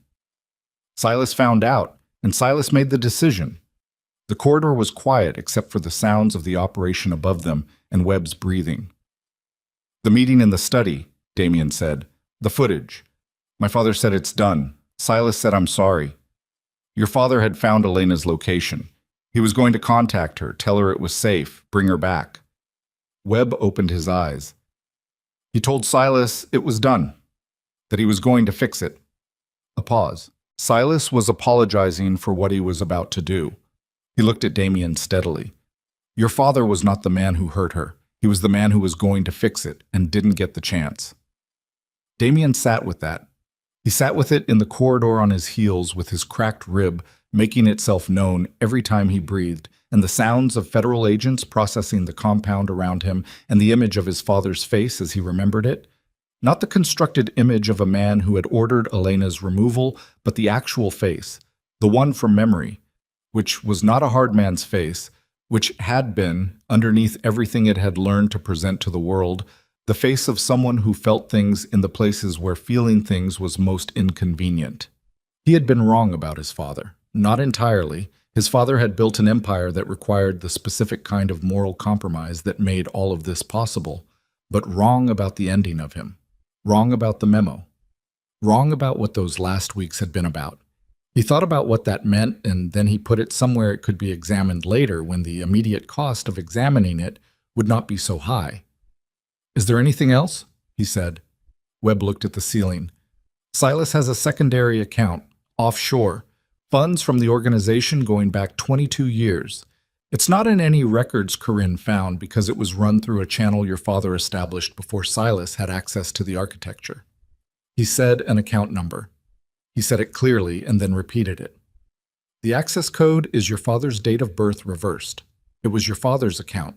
Silas took it over after the accident. He's been using it ever since." He paused. "There's enough in it to matter to a federal case." "I'll make sure it's passed on," Damien said. "I know," Webb said. "That's why I'm telling you." He did not say anything else after that. Damien stayed beside him until the medics came through with a stretcher, and then he stood up and stepped back and let them work, and watched them work with the knowledge that the work was probably not going to be enough. He was right. Carter Webb was pronounced at the hospital 2 hours later. His testimony, captured by the federal agent who had followed Damien into the corridor and had the presence of mind to record the conversation on her phone, was entered into the record and held up in every subsequent proceeding. It was, in the end, the most useful thing Carter Webb had done in 12 years of being useful to the wrong people. The debrief with the federal investigators took 4 hours and happened in a conference room in a building that had the particular institutional quality of places where serious things are decided without drama. Damien sat across from 2 investigators and a federal attorney and answered every question with the complete honesty of a man who has made a decision and is not going back from it. He gave them everything. Not just Silas, the full architecture, the organization's operations, its financial structure, its operational territories, names, accounts, evidence, locations. He gave it with the methodical thoroughness of someone who has been inside a system long enough to know where every piece of it is. The federal attorney, a woman in her 50s with the particular tiredness of someone who has seen a great deal and been surprised by very little, looked at him across the table at the end of the 4th hour and said, "You understand what you're giving up?" "Yes," Damien said. "Everything," she said. "Not as a challenge, as a clarification." "Everything," he agreed. "And in exchange you want immunity for the employees and ancillary workers, the people on the organizational edges who are not decision makers." "And one other person," he said. "Elena Rowan. She has a sealed identity that was established under circumstances of duress. I want that identity protected and her prior records expunged." He looked at the attorney steadily. "She was a victim of this organization, not a participant. I want that formally recognized." The attorney made a note. "That's manageable," she said. "And Margaret Viscari," he said. "My mother is in a care facility and has no awareness of any of this. Her care continues uninterrupted. Whatever assets are seized, her facility is not among them. Also manageable." The attorney looked at him. "And you?" He had negotiated his own terms with a separate attorney in the 2 hours between the compound and this room. The terms were not generous. He did not expect them to be. There was a period of cooperation, a monitored transition, and at the end of it a sentence that had been reduced significantly in exchange for the totality of what he was providing, but that was not nothing. He was not walking away clean. He had known, since the night in his apartment when the first stone shifted, that he was not going to walk away clean. "My terms are already filed," he said. The attorney looked at him for a moment with the expression of someone who is recalibrating their model of a situation. Then she nodded once and closed her folder. "We'll be in touch," she said. Chub. He found Elena in the hallway outside the conference room. She was sitting on a bench with her elbows on her knees and her hands loosely clasped and her eyes on the middle distance, and she looked up when he came out. "How bad?" she said. "Manageable," he said. "That's not an answer." "I know." He sat down beside her on the bench. The hallway was quiet. Institutional linoleum, fluorescent light, the distant sound of a building doing its ordinary business. 3 years with good behavior and the cooperation credit. Monitored afterward. Asset forfeiture. He paused. "My terms." She was quiet for a moment. 3 years, she said. "Yes." She looked at her hands. He watched the side of her face. "Carter Webb," she said. "He told me about my father." She looked at him. He told her what Webb had said. He told her all of it. The forged memo, the investigation Webb had brought to his father's attempt in those last weeks to find her and undo what Silas had done, and what that attempt had cost. He told it plainly, without softening and without elaboration, because she had spent 13 years with a version of events that was wrong, and she was owed the correct version delivered straight. She listened without interrupting. When he finished, she sat very still for a long moment. "He was trying to find me," she said. "Yes." "He was going to—" She stopped. Her jaw moved. "He would have told you." "Yes." She pressed the back of her hand briefly against her mouth. 1 second, 2. Then she lowered it. Her eyes were bright, but nothing fell. She had, he understood, used up all of her falling apart over many years in small private doses. And what was left was this: the stillness of a person who has absorbed the worst of a thing and is deciding what to do with the rest of it. "The memo wasn't real," she said. "No. All this time I thought—" She stopped again. "I thought his father had looked at me and decided I wasn't worth—" She stopped a third time, and this time did not start again. He reached over and put his hand over hers. He did not say anything. There was nothing that was adequate, and he knew it, and she knew it, and the hallway's institutional light fell on them both with complete indifference to the particular weight of the moment. After a while, she turned her hand over and held his. 3 years, she said again. Not with grief in it exactly, with the quality of someone who is measuring a distance and deciding whether it is crossable. "I'm not asking you to wait," he said. "I know you're not. I'm not asking you for anything, Elena. What I'm—" He stopped. He looked at the linoleum. "I owe you 13 years, and I cannot give them back. I cannot give them back, and I cannot fix what they cost you, and I cannot make the asking for anything now feel like anything other than another thing I'm taking." He looked at her. "So I'm not asking. I'm just here, for whatever that's worth." She looked at him for a long time. She looked at him with the kind of look that sees through the surface of a person into whatever has been built underneath. And she had always been able to do that, had always had that specific quality of attention that made being looked at by her feel like being read accurately for the first time. 3 years, she said a third time, and this time there was something different in it, something that was not quite a decision, but was the beginning of one. The proceedings against Silas Vescari took 7 months to reach a conclusion. In that time, Damien cooperated with every request made of him: testimonies, document reviews, organizational briefings, with the consistent thoroughness he had applied to everything in his life, now directed at dismantling the structure he had spent 15 years building.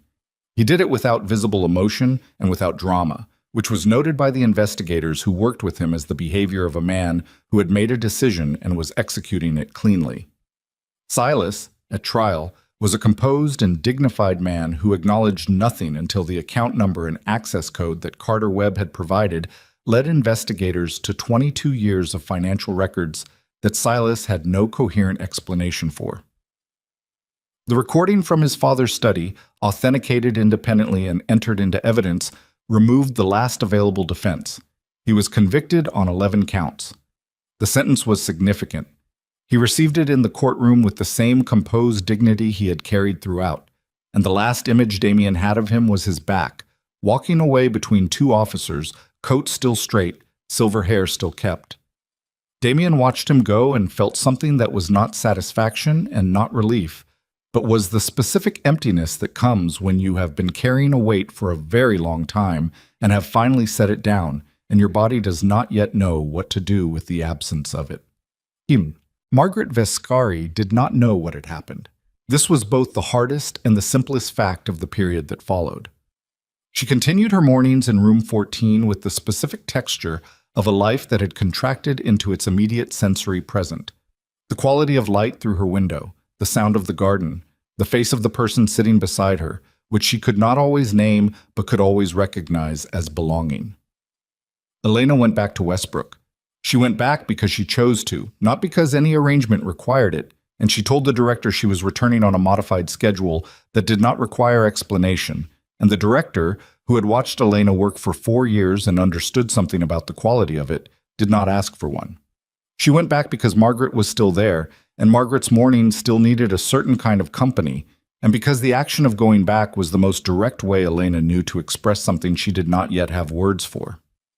One morning, 3 weeks after the trial concluded, Margaret held Elena's hand while they sat by the window and watched a bird work at something in the garden, and Margaret said with the particular clarity she sometimes found in the early hours, "You stayed." Elena looked at her. "Yes," she said. "He didn't deserve it," Margaret said. She said it without identifying who she meant, and Elena understood she might mean her son or her husband or the world in general, and it didn't matter which. "No," Elena said, "but I didn't do it for deserving." Margaret looked at the bird in the garden. "No," she said, "that's not usually why we do anything." She held Elena's hand for another hour and then fell asleep, and Elena sat with her hand in Margaret's and watched the garden and let the morning be what it was. Damien began serving his sentence on a Tuesday in March. He had arranged, through his attorney and through the cooperation agreement, a facility that was not punitive in the ways that would have been operationally certain without the agreement, and which had a visiting structure that was workable. Elena visited on the first available day. She drove herself. The drive was 2 hours on a highway that ran through the kind of landscape that did not comment on whatever was happening inside the car. She had been to this facility once before, the week it was arranged, to understand the layout and the protocols. She did not like the layout or the protocols. She went anyway. He was already in the room when she was shown in, seated at a table, in the clothes they provided, which were not the clothes he had spent 15 years in, and which made him look, she thought, younger, or more accurately, more like the person she had known before the 15 years. He stood when she came in, the automatic thing again. She sat down across from him. "You didn't have to," he said. "I know," she said. She put her hands on the table. "I'm here." He looked at her hands, then at her face. "How is she?" "Good morning today." She asked about the roses. She always asked about the roses. Something moved through his face that was undefended and then was managed. "The garden at the compound. She planted those herself, the first year she was there." "I'll tell her you remember." He looked at her. "Elena, don't," she said gently. "Don't do the thing where you tell me what you should and shouldn't ask for. We've covered that." She looked at him steadily. "I drove 2 hours on a Tuesday because I wanted to. That's the whole of it." He held her gaze. Something in him settled, not relieved, not at rest exactly, but less braced, the posture of someone who has been holding something against an impact that has not come. "All right," he said. "All right," she agreed. They talked for the duration of the visiting period. They talked about Margaret and about the federal transition process, and about a book he had been reading, and about what she was planning to do with the apartment now that her sealed identity had been formally protected. They talked with the ease of people who have been through the worst version of a thing together and come out the other side still able to speak to each other, which is not a small thing. And both of them understood it was not a small thing, and neither of them said so directly, because some understandings are better maintained in the space between words than forced into the words themselves. When the time was up, she stood, and he stood, and they were on opposite sides of a table with a room around them that was not their room and a situation around them that was not their choice, but was what the choices had produced. "Next Tuesday?" he said. She picked up her jacket. "Next Tuesday," she said. She walked out. He watched her go. He sat back down at the table after the door closed and placed both his hands flat on the surface in front of him and looked at them. The hands he had built things with and broken things with, and which had held hers in a corridor at the compound, the way you hold something you are not going to let go of again, and he breathed, carefully, around the rib that had healed mostly, but not entirely, and he let the room be quiet. 3 years passed the way time passes when you are not trying to get through it, but simply living in it, not quickly and not slowly, but with the particular reality of days that accumulate into something you do not fully perceive until you are standing at a different point looking back. He walked out on a Thursday morning in early spring. The light was the particular pale gold of a morning that has not yet decided how warm it will become. Elena was in the parking lot. She had driven the same car, now 10 years old, which she had kept because it ran and because she had not been in a position that required decisions about cars. She was leaning against it with her hands in her jacket pockets when he came out. He walked toward her. She watched him come. He looked different in the ways that 3 years make a man look different, and exactly the same in the ways that 3 years cannot touch. She had come to understand in 3 years of Tuesday visits that the core of him, the thing underneath the empire, and the damage, and the 15 years of misdirected grief, was the same thing she had understood at 22, which was a man who felt things very deeply and had not, until now, known what to do with that. He stopped in front of her. "Hi," she said. "Hi," he said. She looked at him for a moment, and then she said, "I found a place." He looked at her. "On the coast, 2 hours from the city." She watched his face. "Small. A proper garden in the back. Someone planted things there a long time ago, and they've been growing without anyone paying attention, which means they're completely overgrown and a little wild, and I think there's something in there that might be roses." She paused. "The light in the mornings is good." He looked at her. His eyes were doing the thing she had learned to read over 3 years of Tuesdays. Not controlled, not managed, just present, just exactly where he was. "The light in the mornings," he said. "Yes." "You picked it for the light." "I picked it," she said, "for a lot of reasons."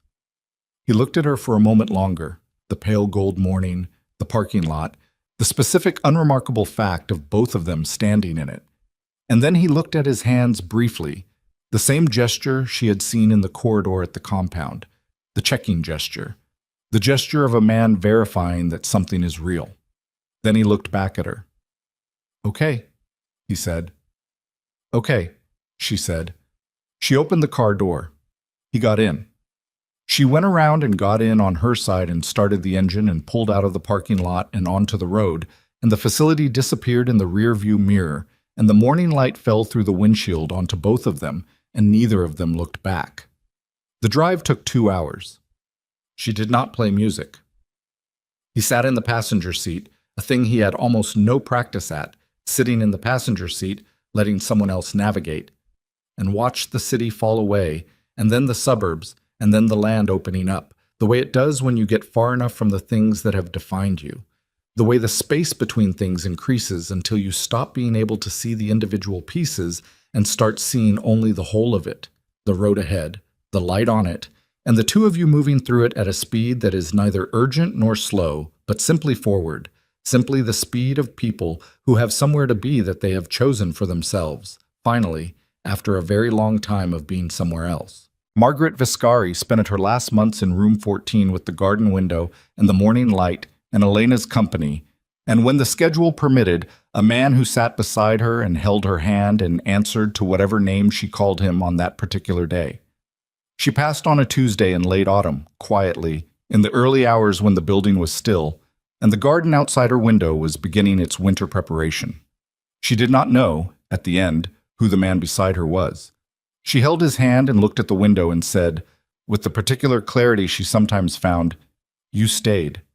And Damien Vescari, who had spent 15 years becoming the most feared man in an empire built on violence and lies, and a grief he had mistaken for strength, sat beside his mother in the quiet room and said, "Yes," and meant it in every direction he could think of, for every version of the word that existed. The morning after, he drove back to the coast with the windows down and the cold air moving through the car, and the smell of the sea before he could see it. Elena was in the garden when he came through the gate, the overgrown one, the roses that had grown without anyone watching them, which she had been working on slowly and without urgency over many months. She had mud on her hands and on the knee of her jeans where she had knelt in the soil, and she looked up when she heard the gate. He stopped on the path. She looked at him. She had learned over the particular intimacy of the past months to read what he could not always say, and she read it now in the way he was standing, the specific quality of grief that has accepted itself, that has arrived at the place where it is simply part of the landscape of a person rather than a wound still being managed. She pulled off her gardening gloves and walked to him. She put her arms around him. He put his around her and stood there on the garden path in the cold morning air with his face against her hair, and felt the specific weight of everything settle into something he did not have a precise word for. Not peace, not happiness exactly, something older and less fragile than either of those things. Something that had been built, slowly and at enormous cost, out of the ruins of the version of both their lives that a man in a gray suit had destroyed in the name of what he believed a king required. The roses behind her were almost tamed. Not quite. She had said she was leaving some of the wildness in them because wildness in something that has survived without care for a long time is not a flaw, but a record. He thought about that. He thought about what it meant to be a record of survival rather than evidence of damage.